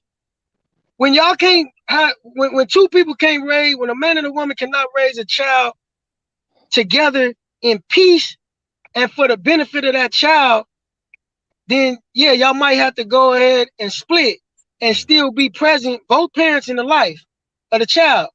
But this has become the norm, though. This is like the precedence. This is becoming more important than raising a child in a two-parent home. That's why I kind of it took me a long time to find a woman or even consider being with a woman that I would even implant a seed in, because the thinking, you know, and I always tell brothers, man, we got to take this shit all the way back. Women, they follow us no matter what. They follow our lead no matter what. If we lead them to the land of milk and honey, they gonna come. If we lead them to destruction, they gonna follow, regardless. So we gotta take this back and be men at all times. Not just when we in the bedroom laying pipe and we got them screaming and calling us daddy and we both telling each other lies. No, you gotta be a man all the time, even when it ain't gonna benefit you in that moment. And niggas gotta stop being vagina worshipers, man. Like, let that woman have her pussy and don't let it control you, man. Because that's how a lot of brothers, when they're young, they get caught up, you know. And by the time because the woman was raised good, you know, as far as with her game, she got game by her aunties, her mama, her homegirls, her older cousins. She got game good. Put that pussy on him, girl. He gonna listen to you. Get him whipped. He gonna listen. And most cats, when they young, that's what they get whipped around. And after that, they put themselves way behind and at a disadvantage, man. So as brothers, man, we got to step back up to the plate and turn this shit around. We got to start with our children in our household, because the next generation of kids, they'll be better. They'll understand how this shit go, how it's supposed to go, because they experienced and they saw it coming up and they was raised by their father. Right. Hey, and also you got to remember too, having that many kids can be a curse and a blessing, because you never know what that baby mama might go through, and she might want to take Nick to court. So when she takes him to court, what do you think them other women gonna get in their head? Hey, that's a good point, man. Because even they can all hate each other and be like enemies, but once one of them take the lead in doing something scandalous or going against the man, the other ones will start thinking like, well, maybe I should jump on board because he made me mad and I've been wanting to, you know, get his ass for X, Y, and Z. And they gonna band together and they gonna flush you, man. And the trick to that is, if possible, try, if you're gonna have a kid, make sure that's the woman you want to be with, because once you get in that system, it's a wrap. You don't have to go commit robberies to go to jail. They'll throw you in the prison for that. So these young guys better take heed. That shit might look good. You have all these nice women and babies, but at the end of the day, man, shit change fast. Ooh, yeah, man. Wicked. Michael Fuller is on the line. You want to respond, Mike? I'm gonna mute you. Yeah. Mike. Oh, I'm sorry. That was me. No. I was telling you wanted to respond because we ain't heard from you in a minute. Oh no, you know what? I was just listening. I mean, at the end of the day, I think you're right. There's an element of a woman scorn that you have to worry about, right? There's an element of a woman scorn that you have to worry about, and that can go on for decades. So yeah, if he gets to a point where he continues to do what he's doing and it becomes an unmanageable number, which I think he's already there in my opinion, but if it truly becomes unmanageable, where even some of the basic agreements that he had with those women can no longer be, or obligations that he said he would fulfill with those women can no longer be met, then and that woman's scorn kicks in, yeah, he could find himself in a lot of trouble. A lot of trouble. So, yeah, I agree with those guys. Great points. I'm just listening. Yeah. And that's. Go ahead. Oh, feel free. Go ahead, Fred. I'm sorry. Go ahead. Oh, no, please. Go ahead. Yeah, that's absolutely true. And you know, Fred, we've had this conversation. I've been through it. You know what I'm saying?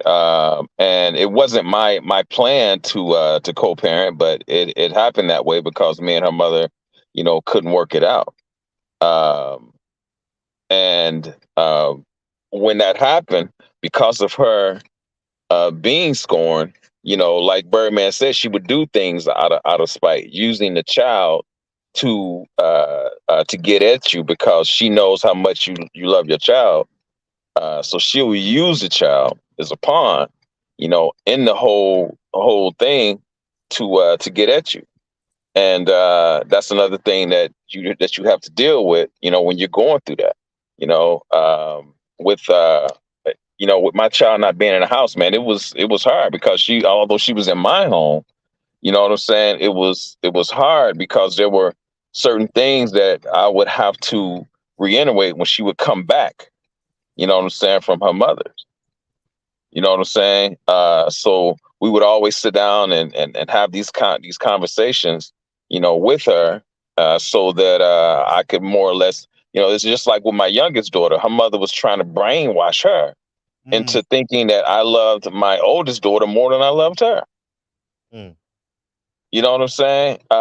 So yeah, there are things that women would do, you know, out of being scorned and out of spite, you know, because you all aren't vibing anymore, whatever the situation may be. But yeah, it wasn't easy, man. It was a lot I had to deal with, you know. But one of the things that I don't like is when cats use that as an excuse to not be around their children. Oh man, she tripping. I don't want to hear that, man. You know what I'm saying? You can be in your child's life. You don't have to be with the mother. You can be in your child's life. You know what I'm saying? My daughter was in my home part of the time, and I'm very much involved in her life. You know, and even when I allowed her to go to California, I was still involved in her. I jumped on the plane. I was still involved in her life. So I don't like when cats use that as an excuse to not be involved with their children. Facts. I saw you right when you got off the plane, so I can attest to that. DJ, he stole my house key, man. DJ, in response to the L, I don't care how player we think we are. We've all had that one girl or woman who had our nose wide open before, or pussy whipped before. Bro, speaking facts on that. And DJ, I appreciate you supporting the channel because you know all you got to do is beam in. You know what I mean? You ain't got to send us no money. I don't care how many kids he has. Nick nasty as fuck going raw. Oh, I'm glad you brought up this. Let me start over. I'm glad you brought up that component. I didn't even think about that. I don't care how many kids he has. Nick nasty as fuck going raw with that many women. Diseases have mutated. He's going to get something Ajax can't wipe off. Shout out to the grandma quote. That's great. That's straight from grandma. Ajax, that's grandma right there. Yeah, it is. That's true. But you know what, Fred? You know, Nick does a lot of good for the community, but you just wipe all that out when you go having these kids. And you know these young guys are following you, man. And you having all these kids, and they know you're not married. What do you think them young boys are going to do? It's going to mess their life up. That's not a good look. You only a great man by your fruits, though. The fruits of your tree. Like, you can be as great as you are in the community. If your kids come out wiggity whack, shit. The world gonna see you different. They never gonna say anything though. The world ain't gonna say, "Oh, you a terrible dad," but shit, look at your kids. You know, so he got a lot of work to do. Yeah, and man, listen.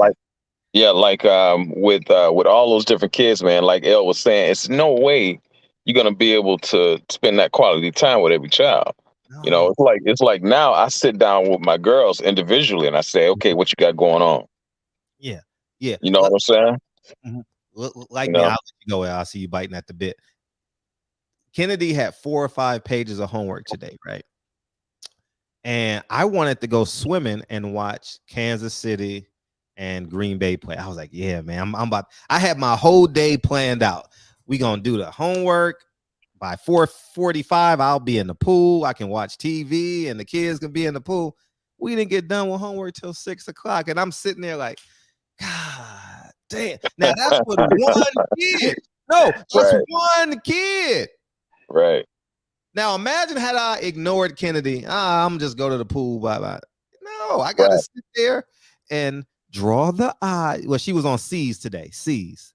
She did like C's and she had to color and do all this shit. But it takes time. It's not like she don't have my brain where I can do it in 13 seconds. Right. You know what I mean? The pencils gotta be right there. The green gotta be next to yellow. Yellow gotta be next to blue. Like all these stuff has to happen. I got to sit there and watch this. And I'm like, in my head, I'm like, dude, I really want to see Aaron Rodgers throw that football, man, because I know he's probably only going to be in for one series. I'm like, damn, you ruined my day. But in fact, she didn't ruin my day. It actually made it better because she came home. The reason why it took so long is because she came home. As soon as she stepped in the house, she had a temper tantrum. The reason she had a temper tantrum was because one of the reasons Dre picked her up today, because Dre wanted to volunteer at the book fair today, and I'm volunteering tomorrow at the book fair. So she came home, and as soon as she dropped her stuff, wham, because that's how she gets Dre attention. Estrogen attacks estrogen, right? Right. So I said, what the hell are you doing? Take your butt to your room. So that 30-minute, 45-minute transition offset my football experience. Right. So now I got to sit at the table and basically sit there and watch her go through these, calm her down because she can't treat me like Dre. I'm different. It's a completely different. I don't have conversations with her. Go to your room. Yes. No. Dre be like 1, 2. Yeah. 3. I'm like, Dre, what are you gonna do when you get to 10? Right. Right.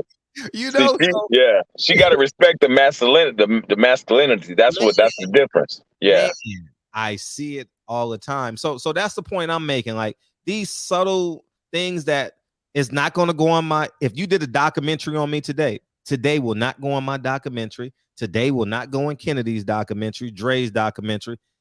This is something it is so insignificant to a storyline, but it's so important to the story. You understand? And if I hadn't been home, if Fred had been at the properties, I would have called Dre because I always call when I'm coming home just to check the climate of the house so I know what I'm walking into. And so so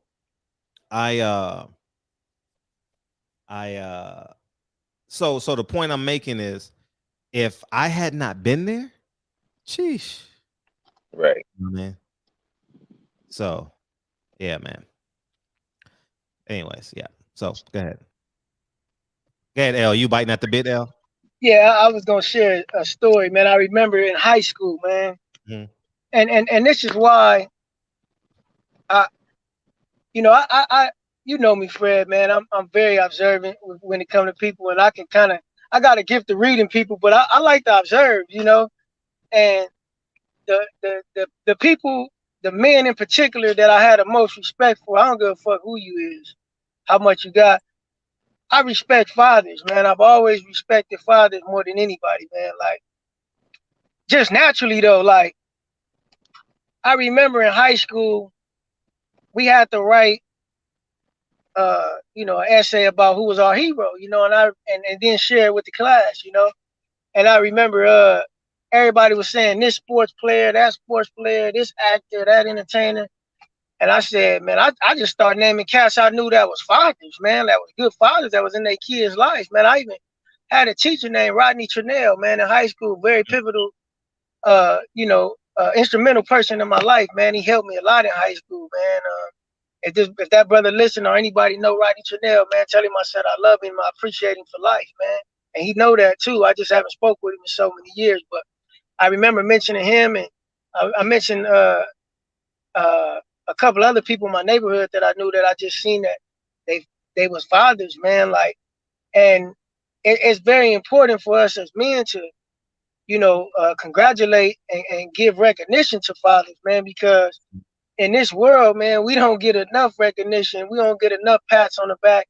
It's kind of like we just, even if we doing the best we can do, or we doing more than enough, or we just, even if we just like magnificent fathers, there's very little attention that is given to fathers. Like I said, the family structure in the society we live in is downplayed and has no value. And the most important piece of the family structure, which is the man and the father, he's like the least most important when we hear the media and all these, shows, and the position of the father is just like, it's belittled and it's demeaned in every bit of way, man. So to all the fathers, man, out there listening, man, pat yourself on the back, man. Keep y'all head high, and as brothers, we gotta encourage each other just to keep doing.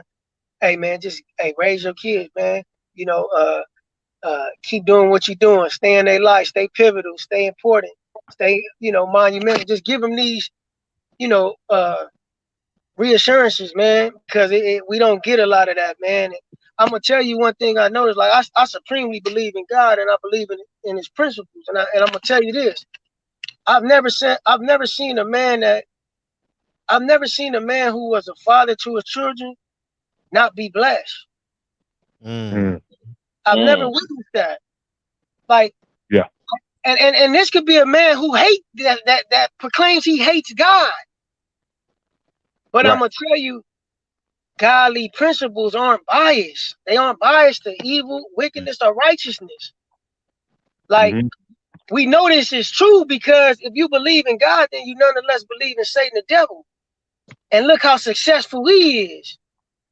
He uses God's principles, but he uses it for wickedness. And he's extremely successful. So his principles cannot fail. And he tells us in his word that he's going to make sure, if he says, if you don't feed your family, he will not feed you. I've never seen a man who does for his family. I've witnessed one of the cats that I mentioned that I was one of my heroes growing up was one of my buddies' name was Eloy Gutierrez. I remember this cat. He was a street dude, very known, reputable dude in the streets, man. But the dude was a stand-up man. Stand-up. I remember, I'm sorry, can you hear? Yeah. Can you hear me, Fred? Yes, we hear you. I remember he went to prison for some years, right? And I was a youngster, man, 15, 16, 17. He had went to prison for some years. I was about 18 at this time. And, I would go by his house, give his wife money and, give his, go grocery shop, whatever I could do because he had did so much to me. For me, I'm like, I'm indebted to this dude forever. And I remember it was a point in time where I talked to him when he was on the phone. His wife handed me the phone. He said, hey, Mar, you don't have to worry about that no more. And I remember his wife, like, she wouldn't accept nothing from me no more. And I'm like, man, like, they need my help. Like, if I got it, I'm going to help him. But I remember when he got out, he came out and he bought him a car. And he came out with about $10,000. But he told me, he said, man, I was taking care of my kids from when I was inside. He said, I was making more money inside the prison than I was when I got out. Than when I was out. And, he was doing what he had to do. I respected it. But it made me have more of a respect for him because I said, this dude didn't even let prison stop him. You get what I'm saying? Like, the dude didn't let prison stop him from taking care of his kids. And I just was like, man, like, wow, that was a testament to, like, just the conviction that this man had to be a father no matter what, man. And I'm like, we don't have to go to prison to do that. That's just a story, but that's just an experience of mine. But hey, my heroes are fathers, man. So if you got kids, man, if any brothers listening that might be slacking on some things in their kids' life, like Champion mentioned, it ain't no excuse, man. It ain't no fucking excuse in the world. I don't care what the shit. I'm dying for mine. Like, my kid gonna have to know I died. God gonna have to know I died trying. Like, ain't nothing gonna stop me from doing that, man, at all. Facts. No days off. Yeah, that's true. Yeah, and now the lesson should be that the second part of that lesson is the love for your kid should keep you out of jail too. You get what I'm saying? Like that decision you make, or B, A or B, you know, and it's just important that as men that we don't ignore our triggers, you know, whether it's women, whether it's weed, whether it's going out with your friends, you got to fight those triggers. You know, you got to replace those triggers with other things. And I know from personal experiences, you know, like you really got to stay keen on like what makes you do the pick plan B as opposed to sticking with plan A. So these are decisions that we learn as we get older because we play with it in the beginning. We did what we play with. Oh yeah, and then we realize, nah, that shit is no good. And then God starts punishing you. You know what I mean? And then you don't want God punishing you, man. You know, so. Facts. Your conscience gets a lot stronger too, because if you're a daddy, man, if depression ain't kicking in, your conscience kicking in, because it'll tell you when you did something good or when you did something bad. I mean, because you got to think about your kids 24/7. And I have a daughter, and that's the worst thing. Mm-hmm. I'm always thinking about what she's doing. Right. I'll tell you my story. I only missed picking up the kids one day last year, and it was because I had an inspection, and it was too far for me to make it back by 2:30. I felt so guilty. I felt like I committed like I was Peter, you know what I mean, or Judas. Like I committed like an unforgivable sin against my kids, man. I was like, damn, my kid's not gonna see me at 2:30. Oh man, you know. So it speaking to the conscience point, man, I'm telling you, man, shish. Oh yeah, you're right on that. Man. You know, I remember when my pops when he got locked up, mm-hmm. You know, he did that 20 years. Mm-hmm. You know, I went to see him a few times, and he would be crying about the fact that he was missing his grandchildren grow up. Mm-hmm. And I told him, I said, man, I can't feel sorry for you. You chose this. Mm-hmm. You know, I said, granted, you know, you didn't do what they said you did. Wow. You know, but the shit that you was doing was going to lead you up in here anyway. Right. You know what I'm saying? I said, so this is what you chose, because you didn't have to, you know, you didn't have to do that, man. So I can't feel sorry for you. Now, you know, it interfered with their relationship because, you know, he's a better grandfather than he was a father, but still, you know, because he missed all those early years, their relationship is not as close as it should be. Right. Mike, you want to chime in? I just want to ask Round Table Talk a question. I don't really know your name, brother. What's your actual name? Or do you give that out? Oh yeah, my name L, brother. Okay, what's your name? My name is L. Yeah. L. Yeah. Isaiah. Okay. All right, I didn't hear you the first time. All right, I was just listening to you earlier, and you said you mentioned you know, about the spiritual side of things, and then you mentioned that the system kind of promotes a woman's role in the family, but diminishes men's role, and don't really honor men's role and importance in the family structure. And I was just wondering, why do you think that is? Why do you think the system is structured that way from a spiritual standpoint? From a spiritual standpoint? Yeah. I believe it's from a spiritual standpoint because, again, the chief enemy. Why do you think it is that way? Yeah. Because if you all right, you said from a spiritual standpoint, right? Yeah. Mm-hmm. Okay.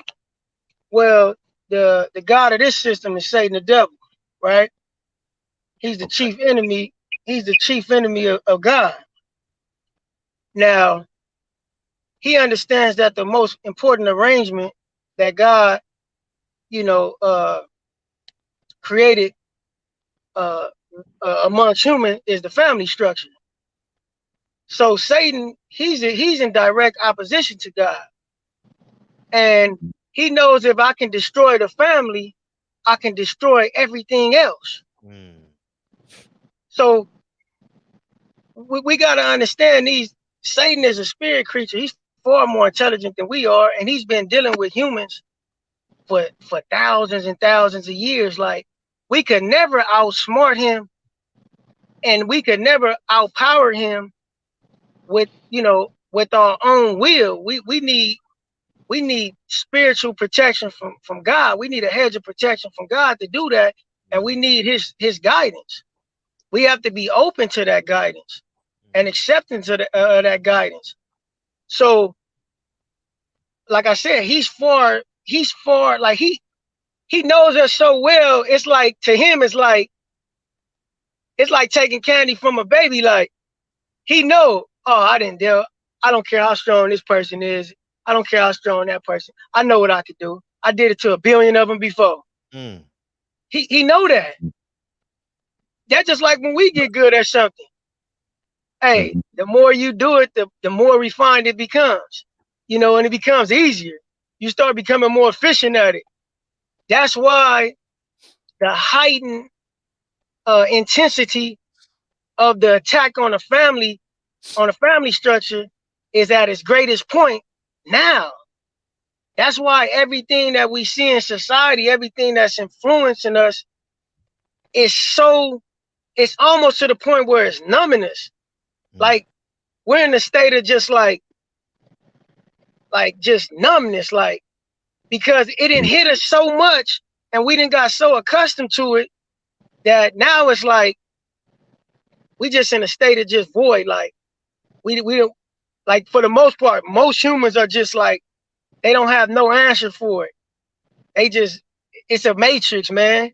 Like, this is how we dealing with a point in time, and we live in a point of history that's never been seen before. And like, man, we have never experienced this because we acting in such a way that's unthinkable. Like, we cannot go back in human history and even, begin to make correlations in times where people was like this. Like, when it comes to the family, like the family structure is just like at its worst, man, ever. Right. In the history of Black people in America, it is. Statistics Black people, just people in general, but specifically towards us, because we public enemy number one for sure in this Anglo-Saxon world that we living in. Like, we public enemy number one. And that's great. I was just having this conversation with my cousin earlier today.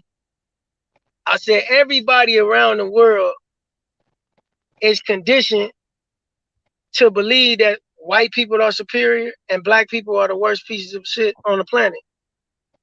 All around the world, this is the condition as it pertains to white and Black. So, sure.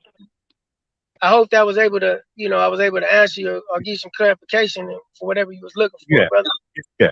I was just trying to, to see what you were thinking on that. And, I agree with a lot of what you said, just about everything. I think we could summarize that, like, from just slightly different vantage point. I think what's going on where the man's role and importance is diminished in society, especially when it comes to family, because of all the things you talked about, how important the family unit is. But one thing that real men teach their children, I was talking about that identification, that sense of self, and ability to face opposition, even to face your fears, right? That's what I learned from my dad, basically, pretty much. And I think we as men, we transfer that to our children, the ability to have a sense of self and identity where you're able to face opposition in life, face your fears, not what the outcome's going to be, but having the faith that if you face your fears, then and the courage that everything's going to work itself out, that you're going to be victorious or successful. And I think that's what men transfer to their children. And that's the key. When you talked about, you know, the enemy, Satan using the same things that God, the same principles that God has out there for the sake of wickedness, basically he takes what God has as tenets for living and he twists them, he distorts them, gives the opposite, like the opposite of faith. He counterfeits fear, right? The opposite of faith is fear. And once you, you know, obviously once you let fear control your life, then you're powerless at that point. I think that one quality that men bring and install in their children, both girls and boys, but especially boys, and even girls too, to live by faith and not by fear, to have the courage to face opposition. Is this Michael Fuller speaking? Yes. Yeah. Man, brother, you always right on time, man. And you,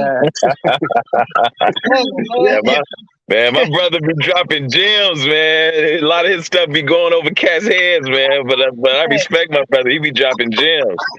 I've never not heard this brother speak on something that I don't 100% agree on. Right. And that I can relate to, man. Hey, I'm gonna make a reply to what you said, man. As far as when you said, you know, that's what men do. That's what the father do, man. I jokingly always tell my mother this, and I joke with her to make her laugh out of it, but I'll be serious. I'll be like, Mom, I've been raising you for 34 years. And she always say, boy, I'm your mama. Mom, I've been raising you for 34 years. Because you still learning. And because of your reluctance in submitting to a man, because you didn't know how and you didn't know what that looked like, you've never knew the value and the benefit of having a man in your life to where you could depend on that man, you know, at no fault of your own. But I said, in the absence of my father and in the absence of where you didn't allow him to do his part, I said, you thought you gave us something good because you did the best you could do, but you was ignorant. You didn't know no better. I said, you gave us fear. And I say, Mama, you always say you believe in God, but you really don't. And you made a good parallel between faith and fear. Well, contrast between faith and fear and how important it is. A woman don't know how to do that. Like, that's right. Most women do not. That's right. Exactly. And like I told her, I said, Mama, God didn't give us the spirit of fear. Facts. He didn't give us that. I said, but you always, the way in which you approach things and the things that you taught me is something. And that's why me and my mom, we used to argue a lot about it, because he's Mar, you my only kid that never really listened to me. I said, Mom, I didn't listen to you when it wasn't beneficial. I didn't want to hear that shit, that soft shit, or that ignorant shit that you just didn't have no, knowledge of. I blank that out. I only extract things from people that's good and beneficial and true. Like, I don't care about opinions, man. I care about fact and truth. I don't care about your opinion. That's something you formulate based on your own experiences. And it could be wrong. It could be entirely wrong, whether it benefited you or not. If it's not a fact or truth, I don't care about it. Yeah. But you made a great point, because that's a man's job. Like, a woman just don't know how to do that, man. Like, and me and my mom, we clash on that a lot. And I wish she was here to hear that from somebody else, man. Right. And that's the reason why the enemy, they understood that. Right. That's the reason why they made it so it was very inconvenient for the man to stay inside the home. Exactly. And that was a process, right? When a lot of the middle class jobs, factories were taken out of the inner city, sent overseas. That pretty much nullified black man's role in the home as far as a provider from a financial standpoint. And then the advent of the new welfare system, which prevented him to be there, if that welfare was going to be available to the woman and the children. So the point is that all that's by design, and it really goes back to a spiritual basis. Exactly. You know, that one scripture that says the just shall live by faith, right? Everything in every word in that sentence is important. Just shall live by faith. So what does that mean? That means the opposite is true as well, right? You'll die by your fears. That's a fact. You will be prevented from life or living if your fears control you, right? But the way to life is through faith. So really, which is really courage, right? Knowledge, courage. So that's what a man provides for his family. That's what he provides for his family. As long as the man's not there, it's very difficult to transfer those qualities to your children, to your offspring. Right. Without that, just like you said, that's the foundation of society. That's the foundation of it all. So that's pretty much where we're at now, in my opinion. And the people who were in control of the system that created the reality indirectly and directly in some sense, they knew that. It wasn't just by chance it happened. Yeah. So we'll go around and give our closing remarks. Birdman, you can closing remarks? Well, it's like on what Michael Pullett and LT said, or L said. Hey, if you got fear out of your vocabulary, out of your life, it should motivate you. Like it's okay to fail, it's okay to try, but just be a good example for your kids.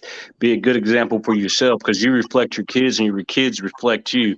And I just always try to have a way or will to be in your kid's life. It might not be as much as people think it is, but a good dad's going to do his best regardless of what it is. And his kid's going to notice that. They might not know it now, but eventually in time, as they get older, they will know that you were trying to be a part of their life, and they'll love you for it even more. And I salute to all you guys, and thank you for everything y'all said. So, all right, brother. Yep. All right, peace. All right, Michael Fuller, what you got, man? So before I hang up on you. You know what? One of the most impacting things I heard tonight is what Isaiah said when he said he's never seen a man who took care of his family that wasn't blessed. And I think if we don't remember anything from tonight, we should remember that.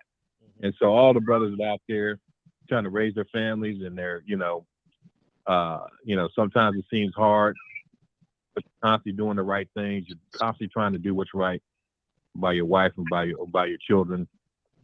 Keep doing that. Right. Because as you do with that, you're going to have a divine intervention, divine protection in your affairs. Right. So that would be my takeaway for tonight. Thank you, Mr. Michael Fuller. Yes, sir. I appreciate you, man. Thanks for my brother. 2 minutes, man. What you got? and Kevin Brower say, "I love being a father." Amen. Yeah. Amen to that. Yeah. Salute to my brother, man, Michael Fuller, man. One of the things I respect about him is he knows his history. You know what I'm saying? And that's important. You know what I'm saying? A lot of cats, they base their opinions on now and it's only because they don't know history. You know, so I really appreciate that, brother. And I'm gonna say this, man, and these are from the immortal words of the dragon, Bruce Lee. He says that you are always, life itself is your teacher, and you're always in a state of learning. And that's important. Like what my brother L said, the fact that he's having to teach his mother certain things that she didn't have knowledge of. And certain things that she didn't know how it looked. You see what I'm saying? So because of that, she's having difficulty because she had never seen it before. You know what I'm saying? So that's why I say that life itself, I'm quoting the words of the dragon, Bruce Lee, life itself is your teacher, and you're always in a state of learning. Right. Salute to you, brothers, man. I'm out. Appreciate you, dog. Thank you. I appreciate you tonight. Thank you. Any final words, Al? And I appreciate the existence of such a platform, Fred, man. You do a stellar job at at bringing us all together, man, allowing everybody a chance to speak their piece, man, and speak their thoughts. And it's definitely a stage where we can all learn from each other, man. And for those brothers out there that really don't know Fred, man, I know you, Fred, and you a good brother, man. And like I always tell you, man, a lot of cats don't know you, man. They get a lot of distorted viewpoints of you, man. But I'm gonna say this, man. This ain't rehearsed. This ain't something Fred told me to say, man. But I observe people, man. I can see the good in people, man. And Fred is you're a good brother, Fred. Like I always tell you, you came in my life at a time and gave to me inspiration, man. And I still draw inspiration as much as people wouldn't know we clash a lot, man. But we clash a lot. We talk a lot of shit to each other and we clash on opinions, but it's all for the good, man. Keep progressing. And like I always say, man, you a great father, homie. Like, I don't give a fuck I don't give a fuck if you was nothing else but a great father. You my nigga for that. You hear me? So I appreciate all you do, Freddie. I appreciate everybody that chimed in. Mike Fuller, Champion Hard, Birdman, and everybody in the chat, man. Y'all brothers have a good night. Be safe, man, and be the best fathers we can be, man. Y'all take care. Good night, Freddie. All right, love you, man. Appreciate you, man. Love you too, brother. All right, KB, man. KB, appreciate you. I mean, you ain't got to push it. Oh, I'll push it for you, man. I appreciate you, KB, man. I was thinking when y'all were talking is that my senior year in college, my grandfather dies. I'm trying to get a scholarship now, but I'm trying to get a basketball scholarship. I don't know if I'm going to frame this right because I just thought of it, but I get a basketball scholarship. I drop from D1 to NAIA, right? But Cal Baptist College is now a Division I school. So I was in that realm of a Division I basketball player and all that, but I dropped down to NAIA because I didn't have the grades and my SAT scores wasn't the best. But I'm willing to bet I believe this in my heart. Swear before God, I believe this in my heart. One, if I had a father, I would have been a big time Division I point guard and did all that. But moreover than that, if I had a father, I would have chose football over basketball. And I don't know if I would have made the NFL, but I would have been right there because my size, I'm not an NBA player. But in football, I would have had a chance. And so I think as a father, those conversations over those 4 years in high school would have made a huge difference because I was a Division I athlete. You know, I could run, I could jump, I had a great physique, I was lightning quick and all these things, man. And but because I didn't have a father, I never put on football pads, so I got to college. And when I got to college, football was so easy to me. It was so easy that it annoyed my coaches, you know. So and the last thing that I had, because I was a really good athlete, I didn't respect authority. And it's so important where I come from, the environment in which I come from, that men respect authority.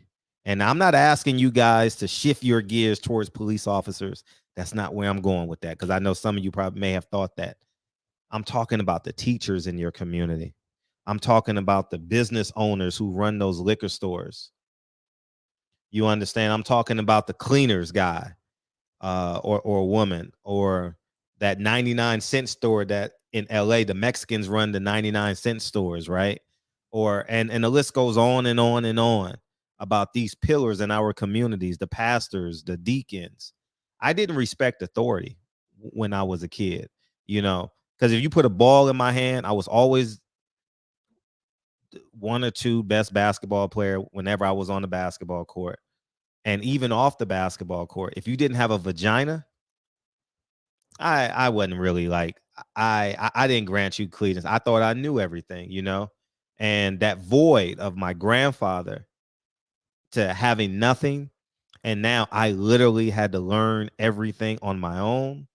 And maybe one day Dre will come in here and talk about me growing literally in real time. She's watching me grow into who I am today. You know, I was very liberal. I was very immature, very liberal, and I didn't say Democrat, all right, but liberal as in who gives a fuck about anything. You know what I mean? I'm free, you know, so but I never did a drug, thank God, you know, but yeah, man. And so when I look back at that, those hard decisions that I never had with my mother, my father would have had that conversation with me. Fred, I think football might be the route. Basketball, you're great at it. You're going to do well. You're going to make all city. You're going to do all this. Yeah. But I think football might be the way. It's kind of like these boxers, right? Kind of like Adrian Broner, Floyd Mayweather. They probably was really good basketball players. Or maybe it would have been boxing for me. Maybe I would have took up boxing at 8. You know what I mean? You know what I mean? So there we go, man. I appreciate you guys, man. You guys have a great show. I'm going to play the song by myself, man. I'm going to play it myself. Great conversation. Now I'm even more inspired not to talk about boxing. And what didn't and you know what else I wanted to say is that Earl Spence and Terrence Crawford are great fathers. I know I had them in the title. I watch all their stories. I always like them. They're great fathers, man. And that should be part of the promo. You know, Terrence Crawford kids are all everything at a young age. His daughter went viral, lost a shoe, and you know, she's gonna be on the internet forever for that race, you know. She's gonna go viral like 10 more times as she grows into a beautiful woman. So yeah, man, it's a beautiful thing, man. Love and protect your kids, man. Love and protect your kids, man. And I'm about to go do these dishes. I gotta go do dishes right now. Dishes is what keep my hands soft, man. Peoples Hernandez, man. What's up, man? What's up? And I appreciate you tonight, man. Appreciate everybody. Appreciate you, DJ, man. You know you ain't got to donate to the show, man. I appreciate you. KB, I appreciate you, man. Thank you, man. Y'all can just beam in, you know. But I'm grateful, though. I'm grateful. Devil is a lie. Hey. I'm telling you. And I went to the gym today. I just want y'all to know. Don't mind my arrogance. I'm just pushing your buttons, man. It's not personal. I just want y'all to say, fuck Fred. I'm going to the gym. You know what I mean? I'm just trying to push buttons in y'all, man. But September 4th is next Saturday. KB, did you go to the gym today? You know what I mean? Let's get in shape, man. You know what I mean? I really want us to live a long time. Even if I disagree with you every night, I want you to live a long time. You know? Oh, man. Yeah, I got videos. I got tons of videos of me playing basketball. Yeah, but they on those little tapes. I ain't transferred them yet. So they in the bag. But it's my personal statement. Running game like I'm ASIC. Yeah, man. I'll be honest, man. Those videos that I saw of the brothers and stuff, that the meet and greets and stuff like that, really wanted me to. Yup, got the workout in. Took my kids to the park, ran around with them. I appreciate that. Yeah. That's dope. So yeah, man. We it really Hannibal inspired it. And when I saw the brothers at the meet and greet, it confirmed it. We got to get in shape, man. We got to get in shape for our families and our last names. Because as I tell my accountability, I'm not burying you before 75. Matter of fact, I'm not showing up to your funeral. If you die before 75, Fred ain't coming to your funeral. You know, I'm fucking with him. But yeah, you know what I mean? Had the biggest transfer. Oh yeah, Dana had one of the biggest, and 13 billion of it, and $13 billion of our tax dollars went to Ukraine. Billion or trillion? Billion, right? Billion with a B. What Radio Raheem say? D, motherfucker, D. Love y'all, man. I'll see y'all Sunday. We got Richard Comey And college football starts this weekend. And we got the Raiders and the Seahawks or somebody tomorrow, this Friday, tomorrow. So we got the NFL, college football, and you know what I mean? Love y'all.